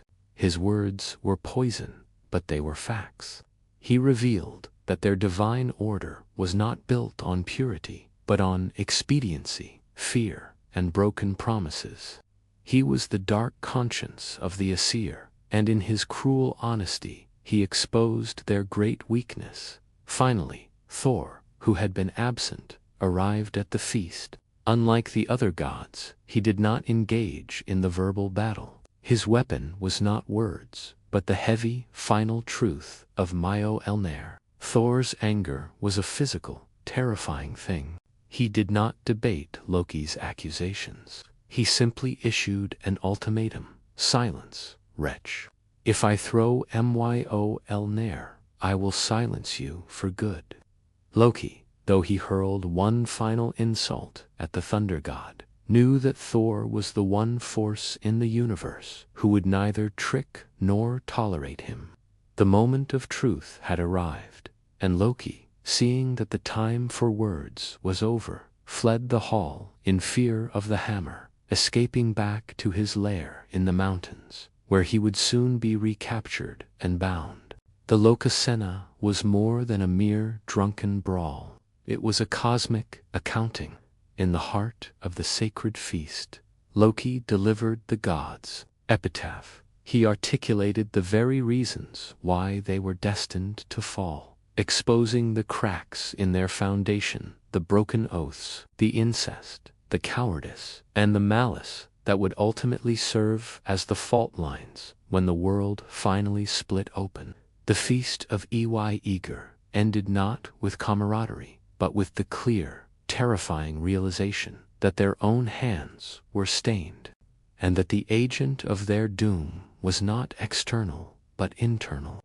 Among the many enemies of Asgard, none represented the constant, profound threat of the wild chaos quite like Jormungandr, the Midgard serpent. This monstrous offspring of Loki and Angrboda lay coiled around the entire world of Midgard, deep beneath the ocean waves, its body so vast that it bit its own tail.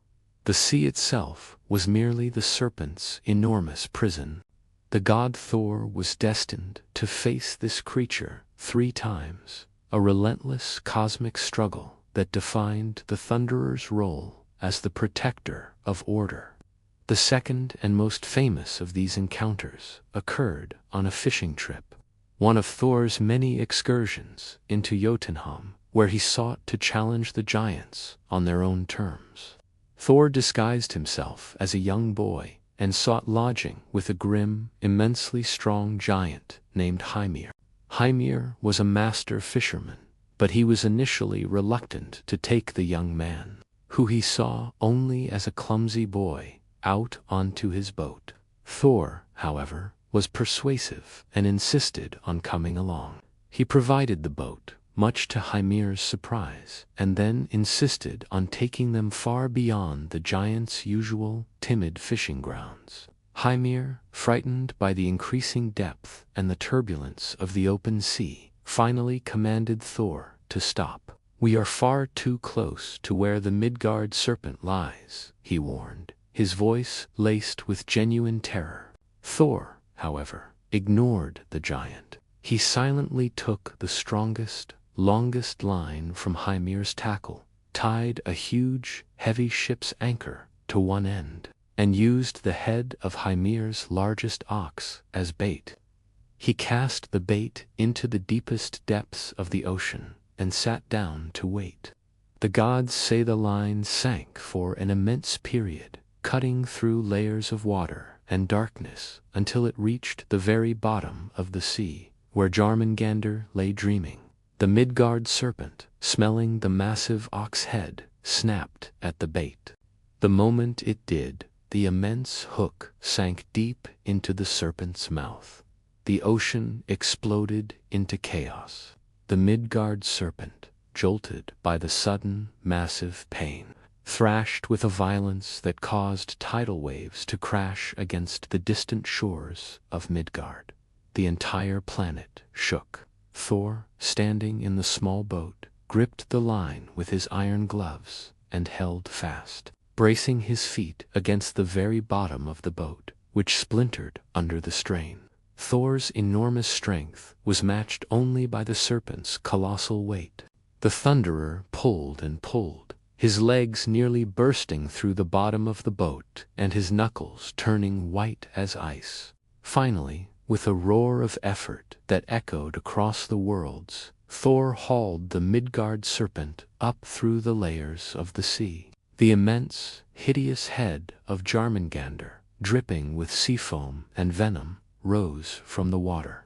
Its eyes were fixed on Thor, radiating a cold, eternal hatred. The two destined adversaries, order and chaos, the defender and the destroyers, teared at each other across the tiny, insignificant span of the fishing boat.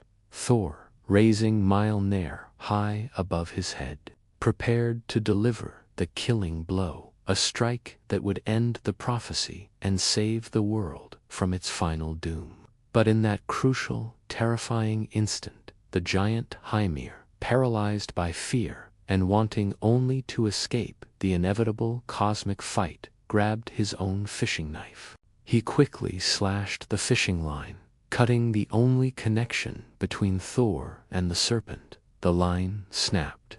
The Midgard serpent immediately plunged back into the deepest ocean, disappearing back into the darkness. The waters settled, the chaos retreated, and the world was again safe. But the critical opportunity was lost. Thor turned on Hymir with a fury even greater than his rage against the serpent.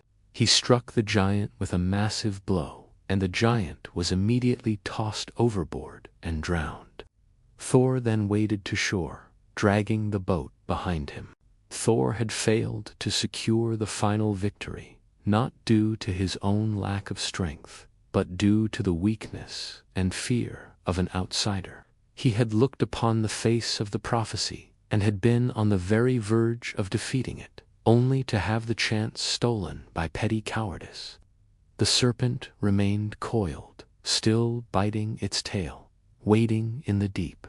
This encounter cemented the grim knowledge that Jormungandr was still alive, and crucially, that the word fate of the gods demanded that the serpent and Thor must meet a final third time and encounter from which neither would walk away.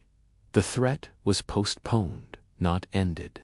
While Thor championed strength and defense, his father, Odin, the Allfather, was primarily driven by a restless, overwhelming desire for knowledge, particularly the knowledge of fate. He understood that the giants were powerful, but their ultimate victory lay not in their strength, but in the destiny woven by the Norns to fight fate. Odin knew he must first understand it, and this required sacrifices that transcended the physical.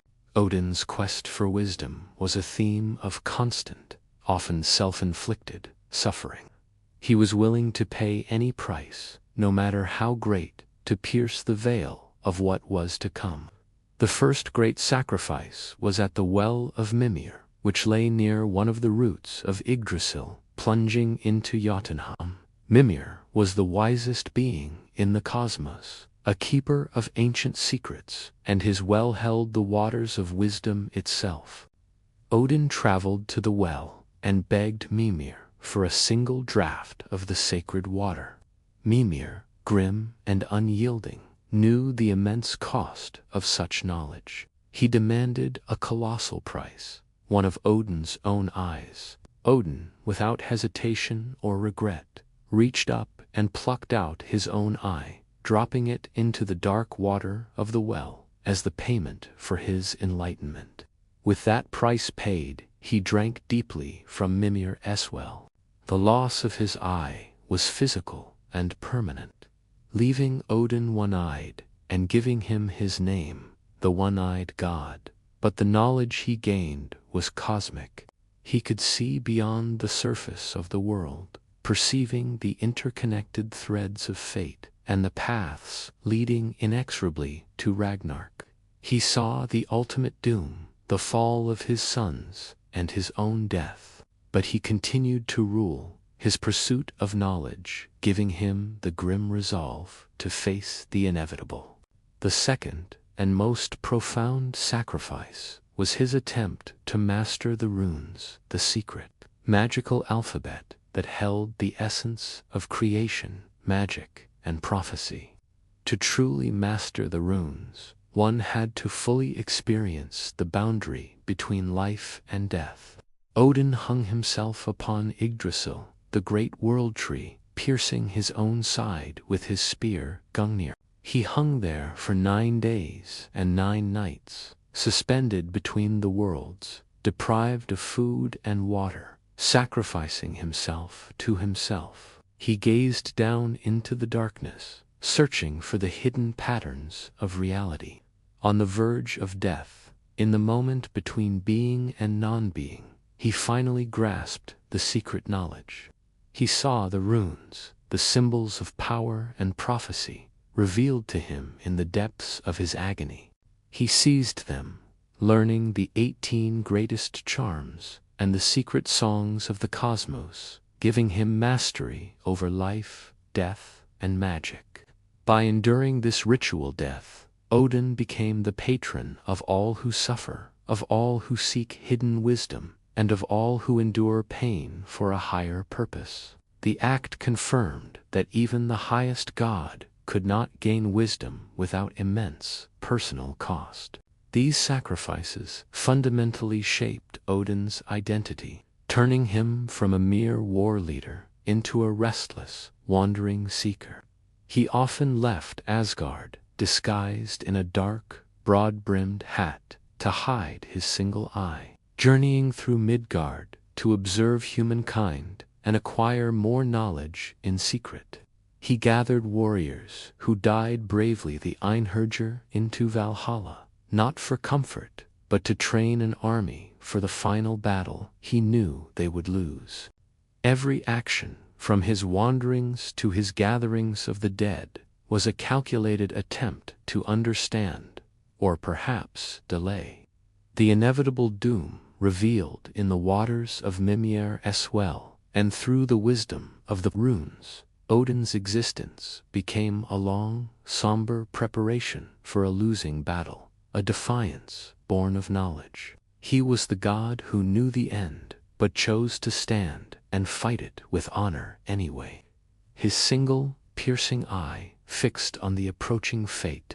Among the Vanir gods, none were more vital to the well-being of Midgard than Freyr, the shining god of fertility, harvest, and peace. His power ensured the land was fruitful, the sun was warm, and that life perpetuated itself. His entire nature was dedicated to the gentle, necessary processes of growth. But even Freyr, the god of bounty, was susceptible to the overwhelming, disruptive force of desire. This pivotal story began when Freyr secretly took his father Njord's high seat, the chair from which Odin could see into all 9 worlds. Freyr sat upon the throne and gazed out across the worlds. His eyes swept over Asgard, Midgard, and the lands of the elves, until his gaze fell upon Jotunheim, the hostile realm of the giants. There, in a hall belonging to the giant Ymir, Freyr saw the most beautiful creature he had ever beheld, Gerda Gerd, a giantess of radiant light and pure beauty. As Gerda raised her hands to open a door, the light of her arms illuminated the air and the sea, shining into the very sky. Freyr was instantly and irrevocably captivated. He was struck dumb by her beauty, falling into a profound, lovesick melancholy that left him restless and silent. He abandoned his divine duties. The fertility of the earth began to falter, crops refused to ripen, and a shadow fell over the abundance of Midgard.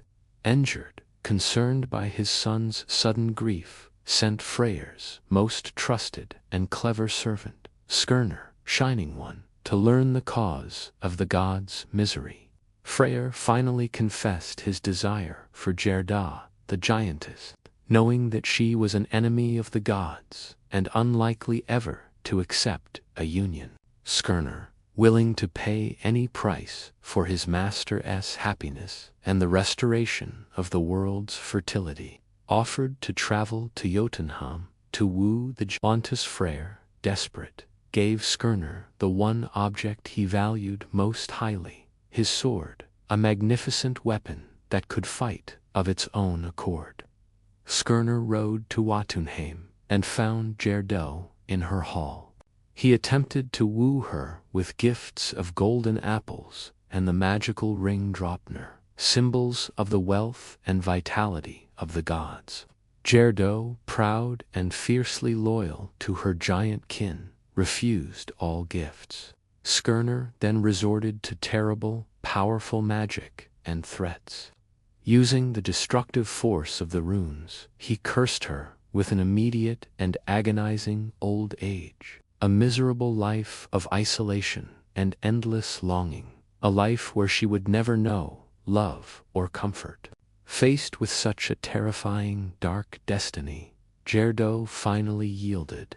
She agreed to meet Freyr 9 nights later in the silent, secluded Bari woods. Freyr's joy was immense, but his victory was costly. He gained the object of his desire, ensuring his return to health and the restoration of Midgard's bounty. But he had paid the ultimate price by sacrificing his sword, the very weapon he would need during the final battle of Ragnarok. Freyr, the god of peace and life, would stand unarmed against the fire giants when the final doom came. his sword lost to the demands of love and the necessity of re-establishing the fertility he represented. The saga of Freyr and Gerda proved that even the purest love could only be attained through coercion and at the cost of the tools needed for survival, a grim foreshadowing that the gods were forever trading their future security for present comfort. The gods of Asgard, in their feasting, fighting, and trading with the dwarves, acquired and lost treasures of immense power, each one carrying a deep, often tragic, significance. These objects were not mere ornaments. They were concentrated forces of magic and fate, and none were more potent or more disastrous than the gold ring, and Varanot, and the treasures associated with it. This dark saga began with the accidental death of a minor god. Odin, Loki, and Hörnir were traveling through Midgard when they came upon a waterfall. Loki, seeing an otter sleeping on a rock, impulsively killed it with a stone. The gods skinned the creature and brought the pelt to a nearby farmer named Hreidmar, intending to trade it for shelter and food. Hreidmar, however, was no mere farmer. The otter was actually his son, Otor, transformed into an animal.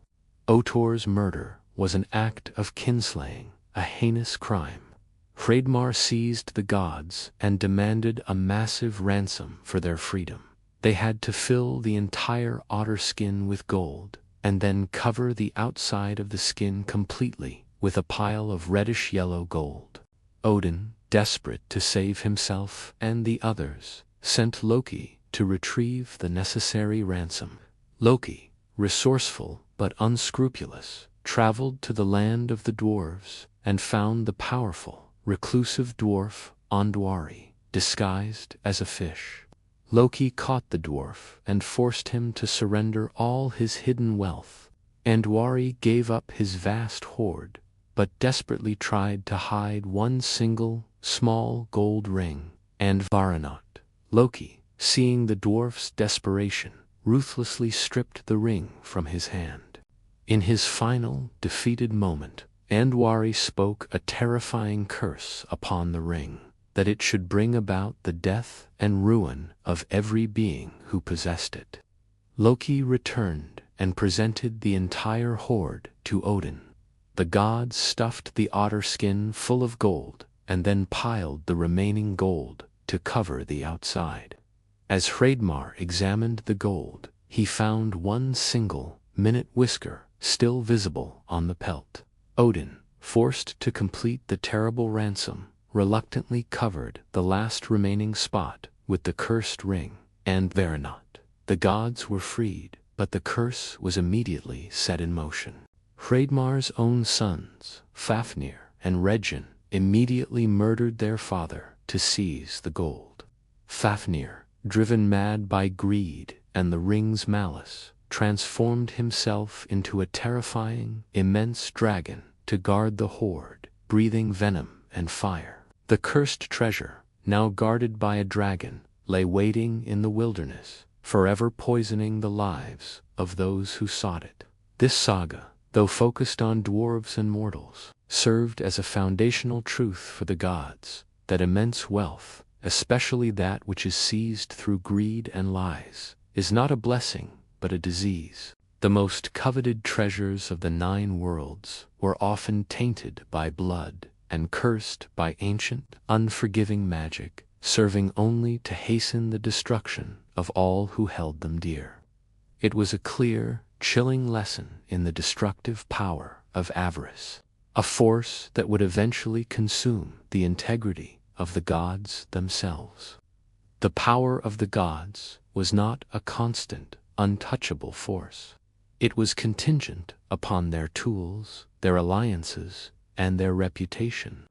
When one of these essential elements was compromised, the entire structure of the cosmos wavered. This vulnerability was acutely demonstrated when Mjolnir, the indispensable warhammer of Thor, was stolen by the giants. The theft occurred in a moment of carelessness.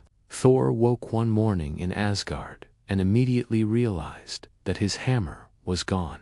Mjolnir was more than a weapon. It was the sacred symbol of Asgard's defense, and without it, the walls of the fortress were exposed, and the frost giants would surely recognize their chance to attack.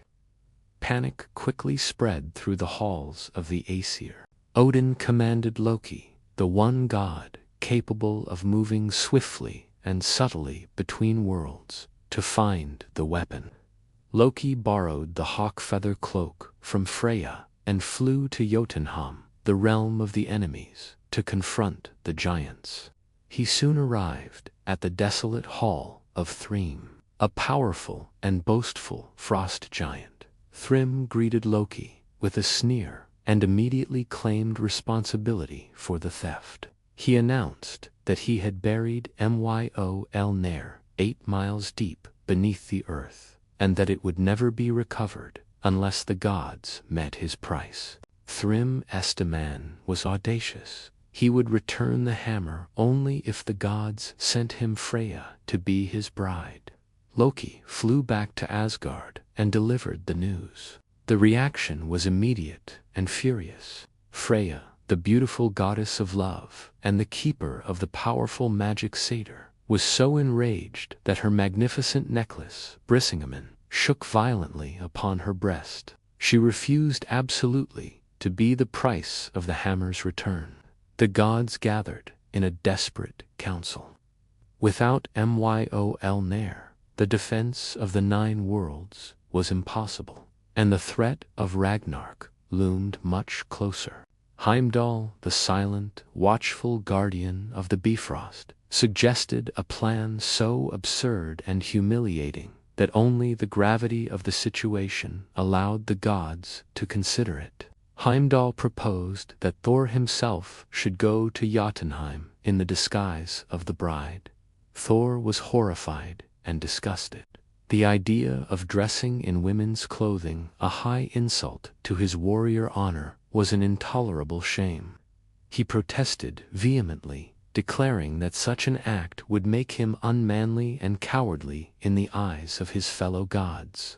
Loki, however, persuaded him by emphasizing the ultimate necessity. If Mjolnir is not recovered, the giants will attack Asgard and settle in the halls of the gods.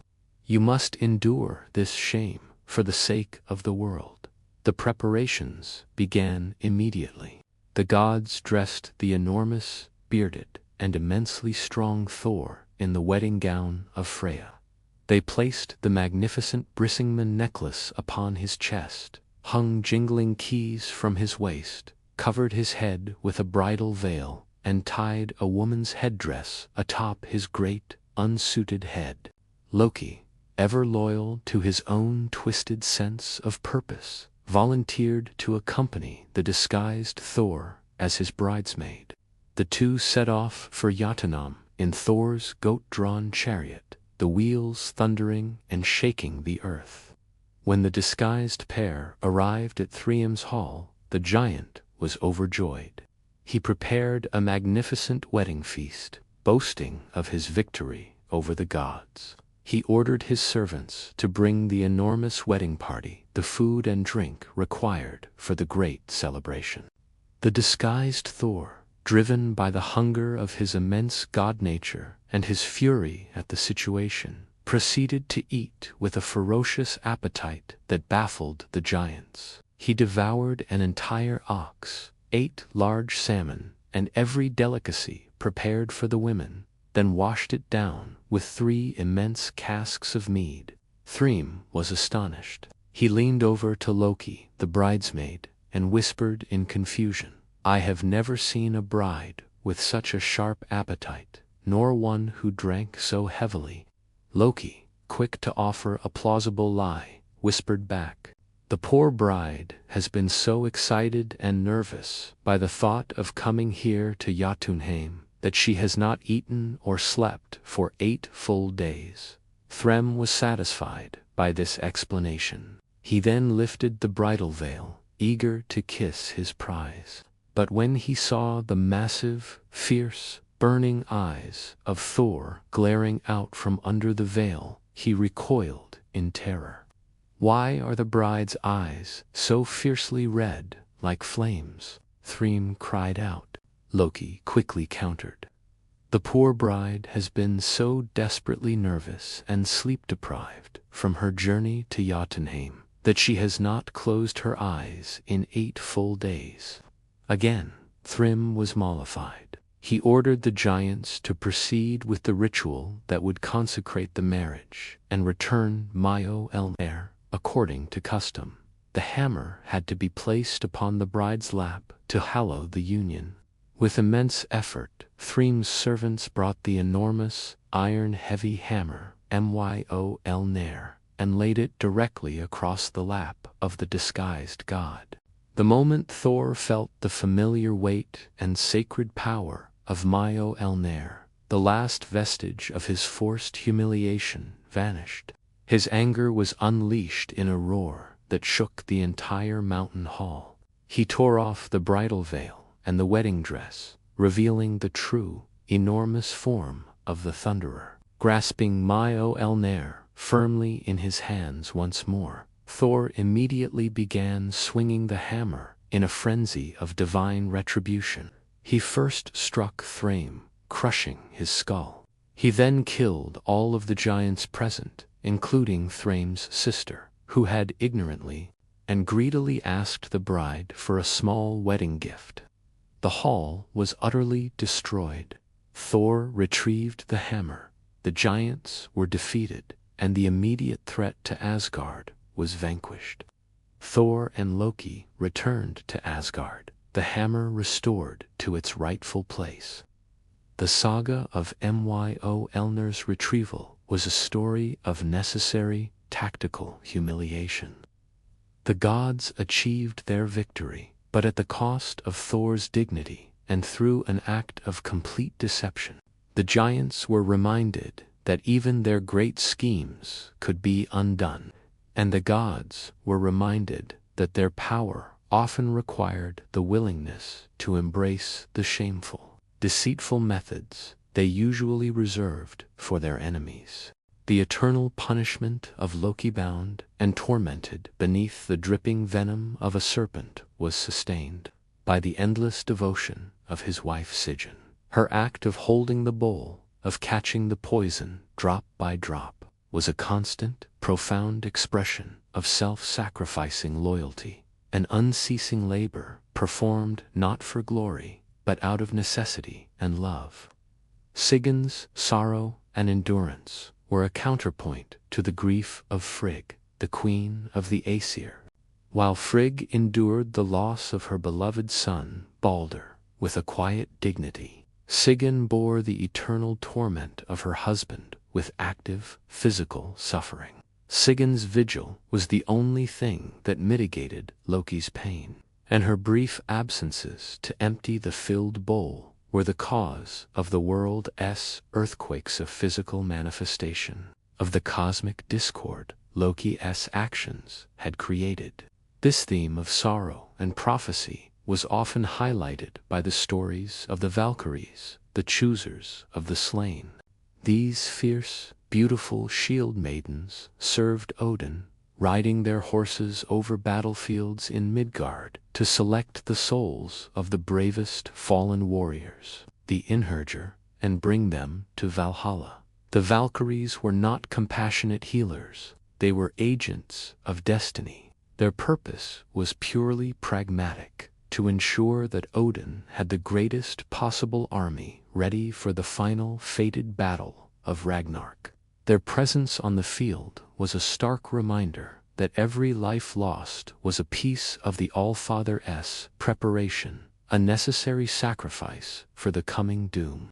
They represented the cold, martial aspect of Norse fate, that courage in life was simply preparation for a better, yet still doomed, fight in death.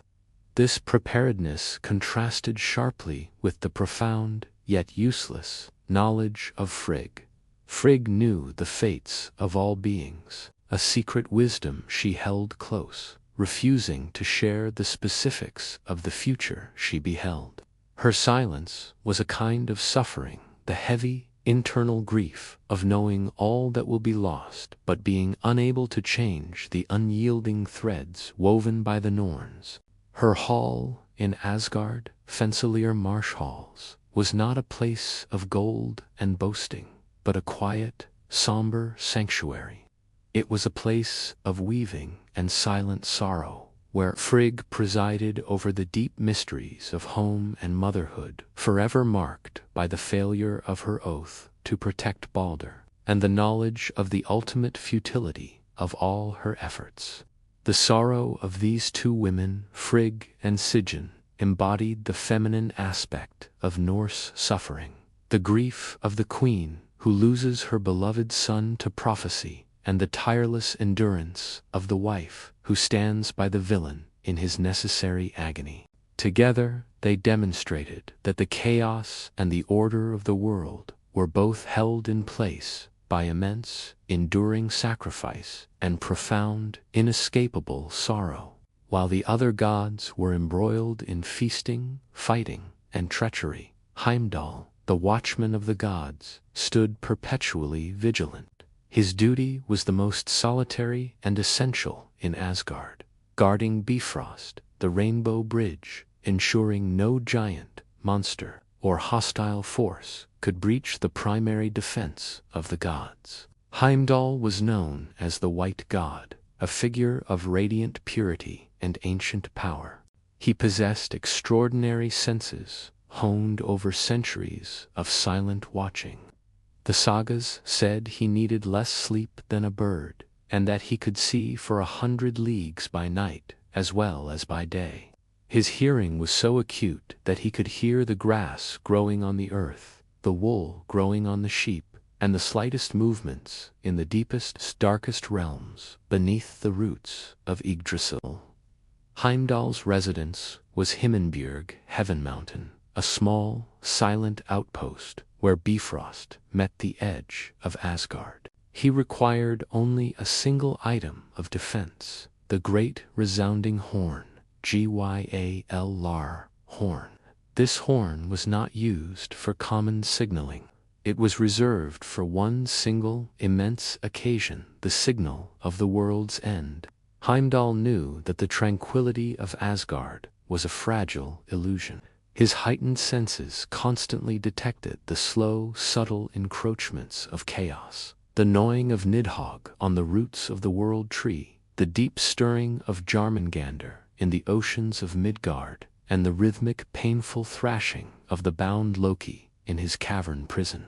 His every waking moment was a study in the slow, inescapable collapse of the worlds. His role extended beyond simply watching. According to some myths, Heimdall was also the divine ancestor of humankind. He traveled through Midgard under the guise of an ordinary traveler, visiting 3 distinct homes, the poor, the middle class, and the wealthy, and staying 9 nights at each.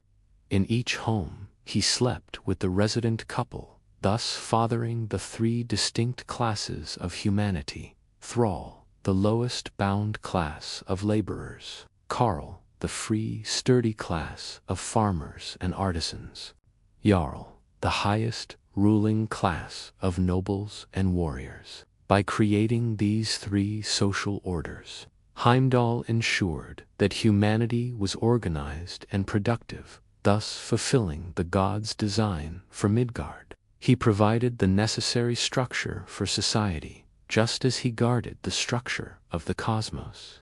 Yet, despite his purity and his service, Heimdall was fated to engage in one of the most chaotic struggles of the age. He was a constant adversary of Loki, the trickster, sensing the chaos that radiated from him. Their enmity was absolute, a conflict between ultimate order and ultimate deceit. This feud would reach its climax during the final events of Ragnarok. Heimdall's existence was a long, patient preparation for a moment he dreaded but accepted. He knew the purpose of his life was to wait for the trumpet to sound, to know that the grass was no longer growing, and that the final enemy had arrived. His sole, terrible duty was to raise the Gyal lore horn to his lips and sound the deafening cosmic blast that would awaken the gods and announce to every corner of the 9 worlds that the long-expected end had finally come. The gods of Asgard were not uniformly virtuous or wise, but few embodied the principles of honor, justice, and self-sacrifice more completely than Tyr, the one-handed god of war and law.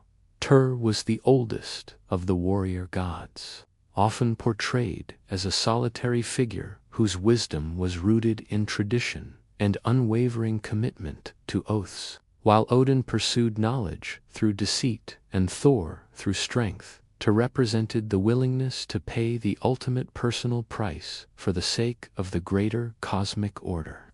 His defining characteristic, the loss of his right hand, was a constant, visible reminder of the great compromise necessary to restrain chaos. As detailed earlier, Tyr was the only god brave enough to place his hand in the jaws of the colossal wolf, Fenrir, as a token of good faith, knowing full well that the wolf would be betrayed and would claim the promised price. The binding of Fenrir was a legal act carried out by the gods to protect the 9 worlds, but it was also a breach of trust. Tyr's sacrifice gave the act legitimacy, absorbing the consequence of the broken promise. When Fenrir bit off the hand, Tora accepted the pain and permanent disability without protest, choosing the safety of the world over his own physical integrity. This act enshrined him as the god who prioritized the abstract concept of law and cosmic stability above all else. However, Tor's role as a warrior god was complex. While he was fierce in battle, his fighting was always aimed at upholding the established order, not at personal glory or conquest. He presided over legal assemblies things, ensuring that disputes were settled justly and that oaths were properly sworn and kept. The loss of his right hand, the hand used to swear and to strike, made his commitment to justice all the more profound. He was the one who paid the price for his beliefs. Unlike the complex strategies of Odin or the impulsive rages of Thor, Tor's narratives often emphasized the clear, sharp line between righteousness and corruption. His inability to use a shield or wield a sword effectively with his left hand became a metaphor for his unyielding nature. He could only move forward, not retreat or equivocate. Tyr's sacrifice fundamentally altered his standing. He was respected by the other gods, but his principles often put him at odds with the expediency and necessary lies practiced by Odin and Loki in the Lokasena. Loki mockingly pointed to Tor's missing hand, highlighting the cost of his honor and implying that even Tor's devotion to law was ultimately flawed and subject to the trickery of fate. The saga of Tor is thus one of quiet tragedy.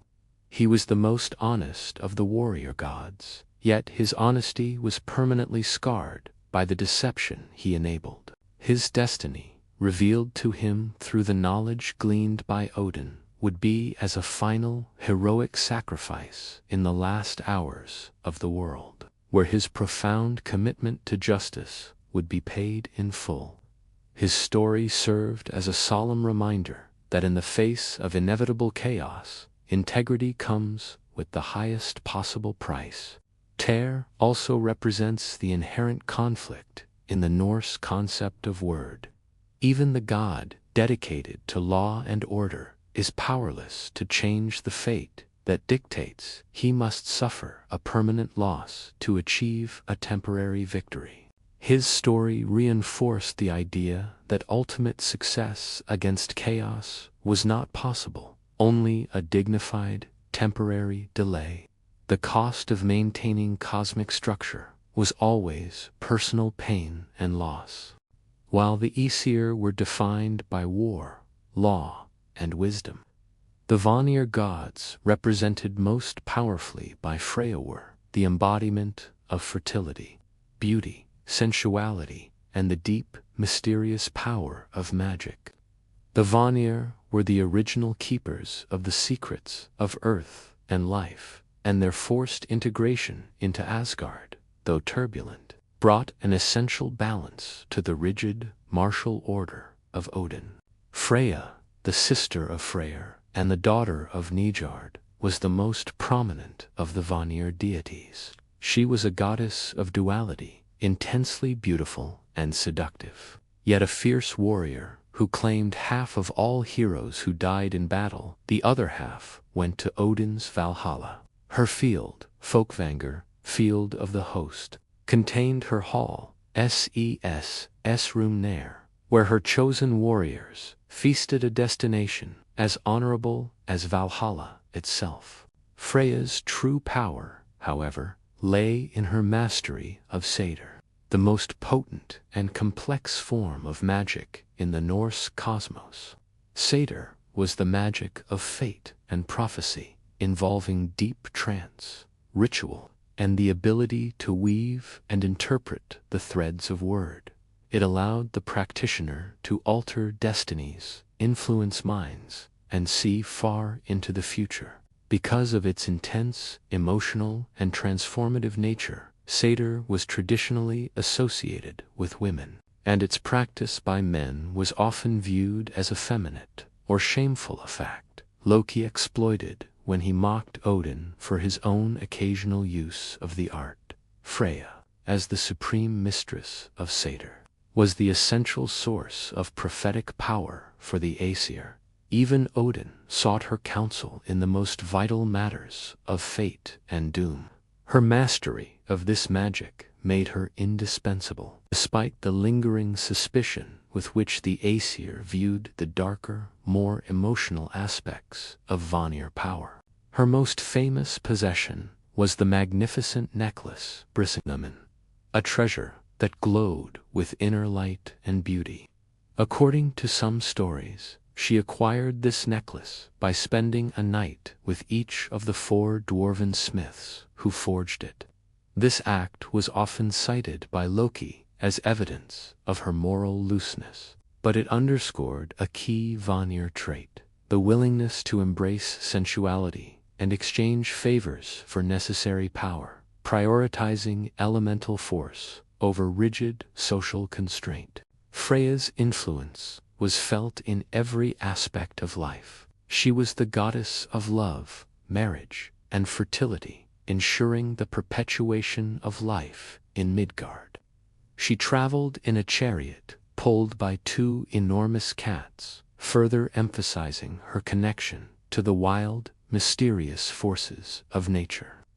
She also possessed the hawk feather cloak, which allowed the wearer to transform into a bird and travel between worlds, tool Loki frequently borrowed, tying her fate directly to his chaotic schemes. The story of Freya and the Vanir showed that the world could not be sustained by masculine, warlike strength alone. It required the deep, intuitive, and often morally ambiguous power of magic, fertility, and desire. The incorporation of the Vanir represented the gods' acceptance that order must rely on the forces of the earth and the complexity of fate, which could not always be contained by the strict laws of Asgard. Freya, the ultimate repository of this power, held the keys to both love and war, fertility and doom, making her one of the most dynamic and essential figures in the cosmic structure. While the gods of Asgard pursued their own desperate strategies against fate, the consequences of their actions, particularly the curse placed upon the ring Anvarano, cascaded down into the world of mortals, creating sagas of tragedy and heroism that paralleled the doom of the deities. The central figure in this mortal drama was Sigurd, the greatest hero of the Germanic and Norse traditions, who was destined to confront the physical manifestation of the curse. The dragon Fafnir was originally the son of the mortal king Hreidmar, but after murdering his father to gain control of the cursed gold and the ring and Ranat, his immense greed transformed him into a grotesque, venom-breathing dragon. Fafnir guarded his immense hoard on the desolate Nitaheath, turning the land into a poisoned wasteland and becoming the purest symbol of the corrupting power of avarice. Sigurd was born of the Valsung line, a lineage descended from Odin himself, carrying a destiny of greatness and inevitable sorrow. He was fostered by the dwarf Regin, Fafnir's brother, who had himself been cheated of the gold by the dragon. Regin constantly poisoned Sigurd's mind with tales of Fafnir's evil and the glory of the immense treasure, manipulating the young hero into becoming the instrument of his vengeance. Regin forged a magnificent sword for Sigurd, named Gram Wrath. The first sword Regin made shattered upon impact with an anvil, but the second, forged from the shattered pieces of Odin's own sword, was so sharp and strong that Sigurd could split a floating tuft of wool or strike down to the hilt through an anvil. Driven by Regin's desire for the gold and his own sense of heroic purpose, Sigurd rode out to confront the dragon. Regin advised Sigurd to wait in the mountain pass and attack Fafnir as he crawled down to the stream to drink. Regin suggested that Sigurd should dig a pit in the dragon's path, hide within it, and then strike upward into the dragon's soft underbelly. However, Odin, disguised as an old man, appeared to Sigurd and warned him against this plan. The old man advised Sigurd to dig several pits, not one, to allow the dragon's blood, which was highly venomous, to drain away without drowning the hero. Sigurd followed Odin's counsel. He waited patiently in the pit, trailing venom and shaking the earth with his weight, crawled directly overhead. As Fafnir passed, Sigurd drove the mighty sword Gram upward with all his strength, plunging it deep into the dragon's soft, unarmored belly. Fafnir writhed in immense agony, his venomous blood flooding the earth, safely draining into the additional pits Sigurd had wisely dug. As the dragon lay dying, he and Sigurd exchanged final, grim words. Fafnir cursed Sigurd, warning him that the gold and the ring were cursed and would bring about his own doom. Sigurd, however, stood defiant, choosing glory over the fear of fate. After Fafnir died, Regin emerged from hiding, his true, grasping nature revealed. He demanded that Sigurd roast the dragoness heart so he could eat it and gain the dragoness wisdom. As Sigurd tested the heart to see if it was cooked, he burned his finger and instinctively put it into his mouth. The moment the dragon's blood touched his tongue, Sigurd gained the power to understand the speech of birds. He immediately heard the surrounding nuthatches and woodpeckers speaking plainly to him.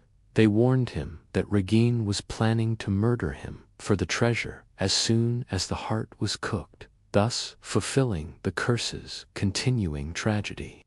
Armed with this final, terrible knowledge, Sigurd quickly slew Regin, securing the entire cursed treasure for himself.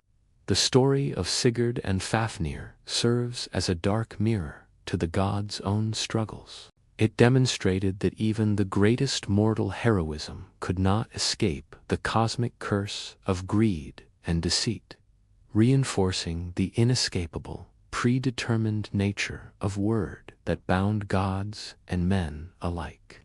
Sigurd had won the gold, but he had inherited its destruction. With the dragon slain and the cursed treasure secured, Sigurd was not yet finished with his destined path. His next great act was to ride into the heart of the mountains and discover a woman destined to be his partner in both glory and tragedy, Brynhildr, the most beautiful and formidable of the Valkyries. Brynhildr was a powerful shield maiden, a chooser of the slain, who had once defied Odin's direct command by choosing the wrong side in a duel. For her insubordination, Odin punished her with a magical slumber. He confined her within a ring of perpetually burning fire on a mountaintop, cursing her to remain asleep until a mortal man brave enough to ride through the flames came to awaken her. Furthermore, the god cursed her with humanity, removing her immortal Valkyrie nature and sentencing her to the fate of an ordinary woman of fate that filled her with dread. Sigurd, guided by fate, rode through the wall of terrifying, magical flames. He found the Valkyrie asleep, clad in full armor, which he carefully cut away. When she awoke, Brynhildr, now mortal and awakened by the destined hero, immediately recognized Sigurd. They exchanged solemn oaths of love and dedication, and Brynhildr began to teach Sigurd the deepest secrets of the runes, of wisdom, and of war, binding them together in a profound spiritual union. They pledged to be married, a union of the greatest mortal hero and the greatest shield maiden, a pairing that should have been invincible. However, the cursed ring and Varanot began its work.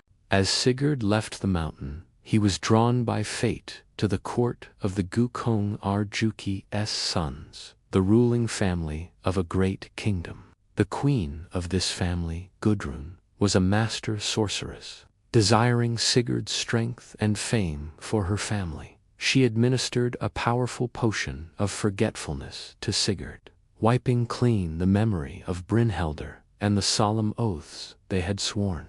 Under the influence of this charm, Sigurd married Gudrun and, completely forgetting his true love, became blood brother to her brothers, Gunnar and Heine. Gudrun's brother, Gunnar, then fell in love with the memory of the fiercely beautiful, powerful Brynhildr, but he could not ride through the ring of fire. In a deeply dishonest, fate-twisting deception, Sigurd used his shape-shifting ability, or sometimes his own appearance, magically disguised as Gunnar, to ride through the flames on the hero's behalf. Sigurd, believing he was simply helping his blood brother, successfully rode through the fire, awakened Brynhildr, and claimed her handle while believing he was Gunnar. To solidify the deception, Sigurd and Brynhildr exchanged rings. Sigurd unwittingly took the cursed ring and Varanot and gave it to Brynhildr. Brynhildr, seeing Gunnar's face and believing the mighty hero was Gunnar, swore her allegiance and married him. But soon after, the terrible deception was exposed. The two queens, Gudrun and Brynhildr, quarreled. Gudrun, in an act of petty cruelty, revealed the truth of the trickery and showed Brynhildr the cursed ring and Varanot that Sigurd had taken from Fafnir's hoard and then passed to her while disguised as Gunnar. Brynhildr was instantly seized by the horrifying realization of the betrayal. She was married to the wrong man, deceived by the man she had sworn an oath to, and the memory of her true love was restored. Her sorrow and rage were cosmic in scale. She could not live with the shame and the broken oath. She orchestrated Sigurd's death through her own deceived husband, Gunnar, ensuring the hero was murdered in his sleep. She then mounted a pyre beside Sigurd's body, plunging a sword into her own heart so that she could be reunited with her true, destined love in the afterlife. The tragedy of Sigurd and Brynhildr was the ultimate proof of the ring's curse and the inescapable power of deceit. It showed how a simple act of lust, Gudrun's for Sigurd, and manipulation, Gunnar's for Brynhildr, could destroy the greatest love and the noblest heroes, setting the final, tragic stage for the end of the Volsung lineage. The deception used to gain the wife mirrored the dishonesty used by the gods to build their wall, demonstrating that the failure of honor was universal, infecting both Asgard and Midgard. The great sagas of the gods and heroes provided ample evidence of the moral decay and fatalism at the heart of the cosmos. But the actual onset of the final doom, Ragnarok, the doom of the gods, would be heralded not by a single act of malice, but by a series of immense, inescapable, natural and social catastrophes.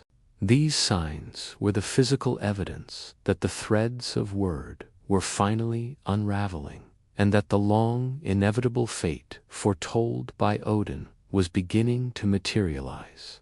The first and most chilling sign was the collapse of human morality, often referred to as the Age of Axes, Age of Swords. This era would see the rapid dissolution of the social order that Heimdall had helped establish, and that the gods had sworn to protect. Brothers would turn against brothers, killing each other out of greed and malice. Fathers would slay their sons, and all familial bonds would be utterly corrupted. Oaths would be universally broken. The sacred vows that held society together would become meaningless. Incest and adultery would become rampant, and the sanctity of the family unit, which the Norse held as the foundation of their culture, would be shattered. This was the spiritual winter preceding the physical one, the total moral breakdown of Midgard, demonstrating that humanity had lost the honor necessary to justify the gods' protection. Following this social collapse would come the most devastating and enduring natural precursor, the Fimbulvetr, the Great Winter. This was not a single, harsh winter, but 3 successive winters with no intervening summer. The sun would be utterly eclipsed, not by night, but by relentless, deep cold. The snow would fall without end, the winds would howl without cessation, and the oceans would freeze to their lowest depths. This extreme cold would wipe out the majority of life in Midgard, plants, animals, and men, leaving behind only a frozen, desolate wasteland. The Fimbulvetr was the manifestation of Niflheim's final, overwhelming power, a sign that the elemental forces of cold and mist were finally overpowering the warmth and light of Muspelheim and Asgard. The final, terrifying cosmic signs would soon follow. Visible across the entire sky, the sun and moon devoured. The sky itself would turn black as the 2 terrifying wolves, Skull Repulsion and Haughty Hatred, who had tirelessly pursued the chariots of the sun and the moon since the dawn of creation, would finally catch their prey. Scowl would devour the sun, and Haughty would swallow the moon, plunging all 9 worlds into absolute, perpetual darkness. The stars would vanish from the heavens, and the only light left would be the burning fire of the final coming battle. The earth trembles, the violent thrashing of the bound Loki, freed from his chains as the world order breaks down, would cause catastrophic earthquakes. The earth would split open, mountains would collapse, and forests would be uprooted, completely destroying the few remaining remnants of civilization in Midgard. The ultimate physical sign that the gods' power had failed would be the destruction of their oldest, most potent prison, the chains of the wolf Fenrir. The immense power of the wolf would finally snap the magical fetter. Gleipnir and Fenrir would run free, his jaws agape, ready to swallow the world. Simultaneously, the Midgard serpent, Jarmungandr, would heave itself out of the ocean depths, thrashing furiously, its venom raining down upon all land and water, poisoning the earth and sky and creating immense, cataclysmic waves. These signs, the total erosion of human honor, the deep freezing of the earth, the darkening of the sky, and the liberation of the 3 great monsters, signaled that the time for preparation was over. The Fimbulvetr would have killed the future, and the great monsters, born of Loki's chaos and bound by the gods' deceit, would be running free to claim their long-delayed vengeance.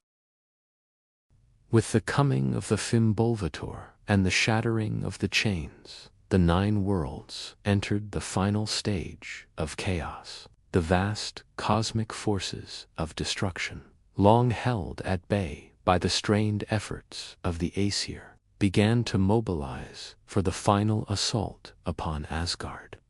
The first great army to assemble would be the monstrous legions of Jotun. Led by the giant Rime, the armies of the frost giants and the mountain giants would cross the Bifrost and scale the walls of Asgard, their objective being the utter destruction of the gods. However, the most terrifying and uncanny sight of the mobilization would be the vast ship Naglfar. This immense vessel was built entirely from the fingernails and toenails of the dead. For centuries, the gods had warned mortals that they must cut their nails before they died and burn the clippings, but the practice had been forgotten or ignored. Now, these unclipped pieces of the forgotten dead had accumulated into a vast, silent armada.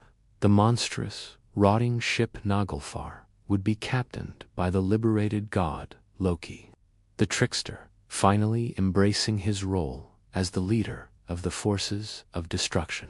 He would lead the silent army of the dishonored dead, the monsters, and the giants to the plain of Yggdrasil, Battle Rider, the vast field where the final confrontation was destined to take place.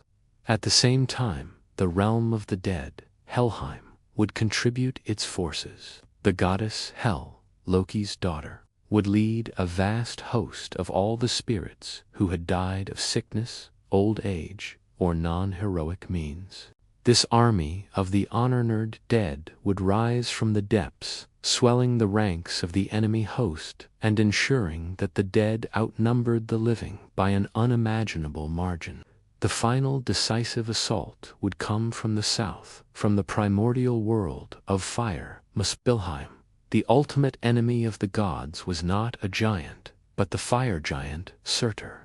Surtur, armed with a giant, flaming sword that shone brighter than the sun would lead the Muspelheim forces across the bridge. Bifrost, Heimdall, the eternally vigilant watchman of the gods, sensing the arrival of Surtur's fiery army, would finally raise the Gyal Lorhorn to his lips. The mighty, deafening blast would echo through all 9 worlds, cutting through the silence of the Fimbulvator and the darkness of the sky. This was the signal that the long-expected moment had arrived. Hearing the horn, Odin would immediately ride to the well of Mimir to seek a final moment of counsel from the preserved head of the wisest being.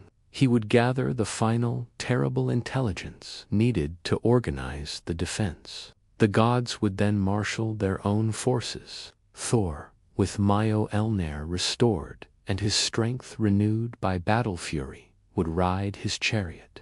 Freyr, though lacking his self-fighting sword, would join the fray, determined to fight honorably. Odin would lead his host of Einherjar the brave. Fallen heroes gathered from Midgard, out of the 540 doors of Valhalla, ready to meet the enemy forces on the great field of Yggdrasil. The 2 vast armies, the forces of Order, Aesir, Vanir, Einherjar, and the forces of Chaos giants, monsters, fire, and the dead, would finally clash on the desolate plain. The time for waiting, for trickery, and for prophecy would be over.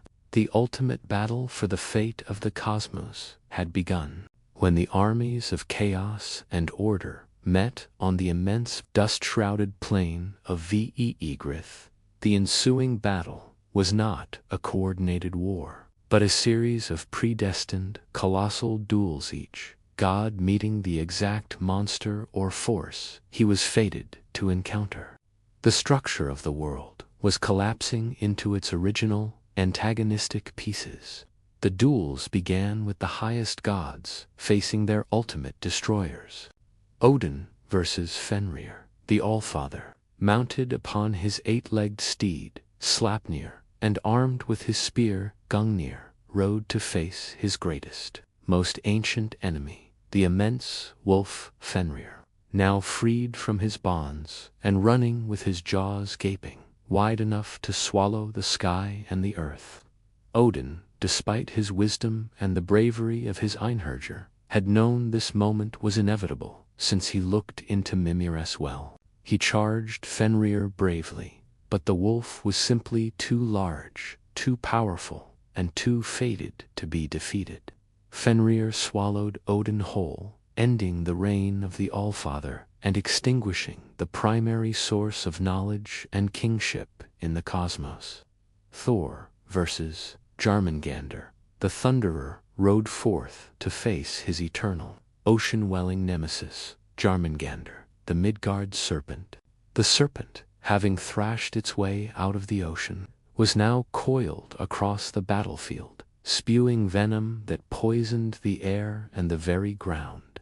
This was the third and final meeting between the two forces. Thor, gripping Mjolnir with all his might, engaged the serpent in a terrible, earth-shaking duel. He finally succeeded, striking Jormungandr a fatal blow with the hammer, crushing the monster's colossal skull. It was a victory for order, but a Pyrrhic one. After taking only 9 steps away from the dead serpent, Thor collapsed. The immense, overwhelming venom of Jormungandr, which had saturated the cosmos, had finally poisoned and killed the mighty god. The death of Thor meant the final end of physical defense and strength in the worlds. The deaths of Odin and Thor marked the moment the defense of Asgard was irrevocably lost. The remaining gods quickly fell into their own terrible, personal duels. Tyr versus Garmr. Tyr, the one-handed god of law, met his death fighting Garmr, the enormous, blood-soaked hellhound that guarded the entrance to Helheim. Tyr, despite his disadvantage, fought with the uncompromising fury of absolute justice. He and the monstrous hound killed each other simultaneously.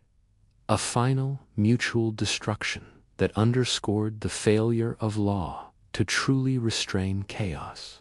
Heimdall versus Loki, the two polar opposites, the Watchman of Order and the Lord of Chaos, finally met in their final, inevitable duel. Heimdall, who had sounded the warning of the Jiwa El Lorhorn, faced the man whose chaos he had spent an eternity resisting. Their fight was intense, desperate, and brief, the climax of their long, personal enmity. Heimdall and Loki killed each other, the last vestiges of moral conflict and vigilance vanishing from the collapsing world. These climactic, individual deaths were the necessary sacrifices required by fate, paving the way for the utter destruction of the cosmos. The gods had met their destroyers and had been defeated, not by accident, but by the relentless, cruel logic of the destiny they had so desperately tried to postpone. The end of the reign of the Aesir was sealed in blood, venom, and fire, with the highest gods and their primary adversaries slain. The physical existence of the 9 worlds entered its final, catastrophic moments. The focus of the battle shifted from the duels of the gods to the ultimate, primal clash of the elements' fire against the world. The ultimate destruction was orchestrated by the giant Surtur, the elemental fire giant from Muspelheim. Surtur, wielding his sword of flame that burned brighter than the eclipsed sun, rode across the field of Yggdrasil, utterly unchallenged. He brought with him the final, annihilating force of primordial fire, an unstoppable power capable of dissolving reality itself. Freyr, the god of fertility, who had given his self-fighting sword away for the love of the giantess Jardo, was forced to confront Surtur with only an antler or a simple club. Freyr fought with incredible bravery, defending the principles of life and growth against the fire of final death. But without his destined weapon, he was immediately overwhelmed and killed by the immense, scorching blade of Surtur. The death of Freyr signaled the end of all natural growth, light, and fertility in the world. Surtur then rode to Asgard.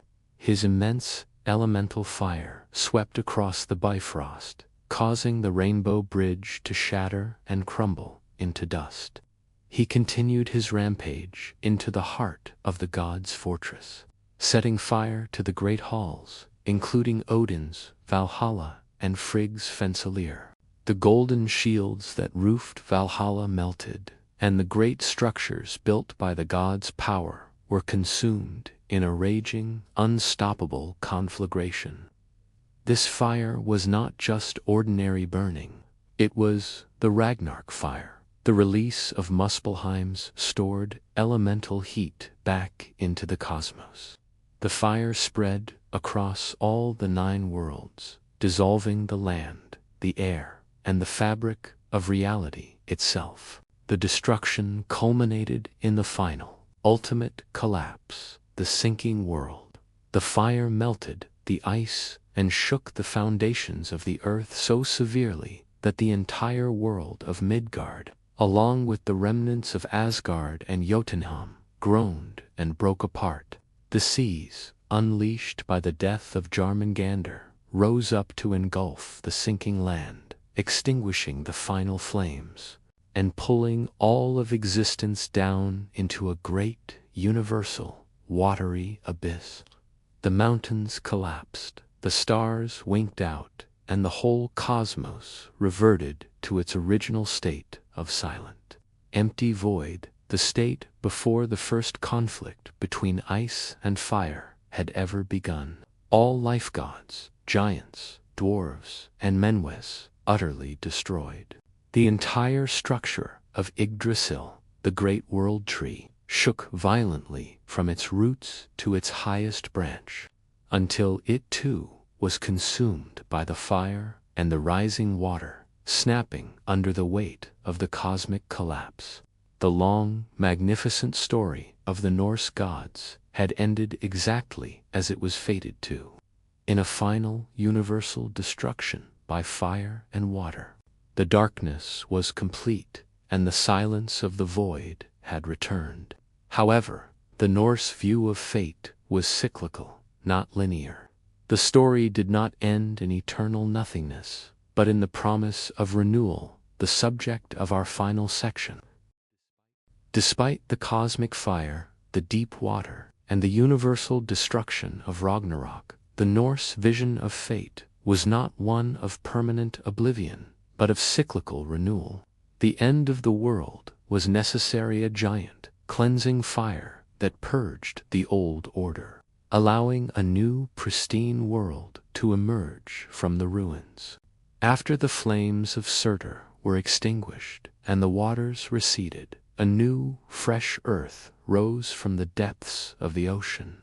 This new world was green, fertile, and innocent, restored to the state of purity that existed before the wickedness of gods and giants had begun to corrupt it. Though almost all the gods and creatures perished in the final battle, a small number of beings survived, hidden from the fire and the flood, the sons of the gods. A few of the younger, less corrupted gods survived to populate the new realm. Vidor, the silent god, the son of Odin, survived because he was the one destined to avenge his father by slaying Fenrir. He ripped the wolf's jaws apart.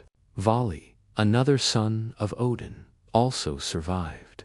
Modi, courage, and Magni, strength, the 2 sons of Thor, survived and carried with them the ultimate symbol of the old order's power, Mjolnir, the mighty hammer. Baldur and Hodor, the pure god of light, and his blind brother, returned from Helheim, released by the death of the old order.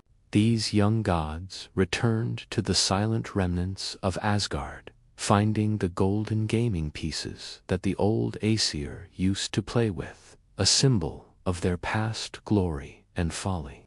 They settled on the plain of Yggdrasil Renewal Plain, where Asgard once stood, ready to establish a new, purer pantheon. They were free of the betrayals, broken oaths, and ancient enmities that had doomed their fathers.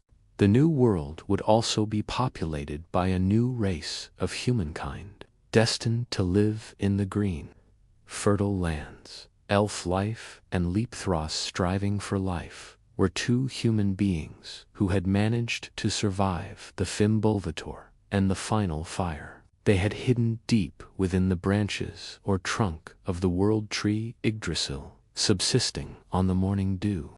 When they emerged, they found the world renewed, and they became the first parents of the new human race, born into a world unburdened by the ancient sins of greed and war.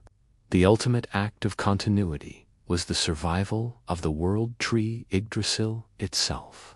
Though shaken and scarred by the final collapse, its roots ran so deep into the void that it survived the fire, holding the memory of the past and serving as the structure upon which the new world could be rebuilt. The Norse cosmology, therefore, concluded not with eternal death, but with a promise that goodness, embodied by the young gods and the renewed earth, would always follow destruction. The entire cycle, from creation to chaos, and from chaos to renewal, was the ultimate, inescapable fate. All heroes and gods were merely actors in a grand, repeating drama of life, death, and rebirth. This cycle, known as the eternal recurrence, ensured that while individual lives and civilizations were doomed, the underlying structure of the cosmos, the tension between ice and fire, creation and destruction, would forever continue, awaiting the next inevitable Ragnarok.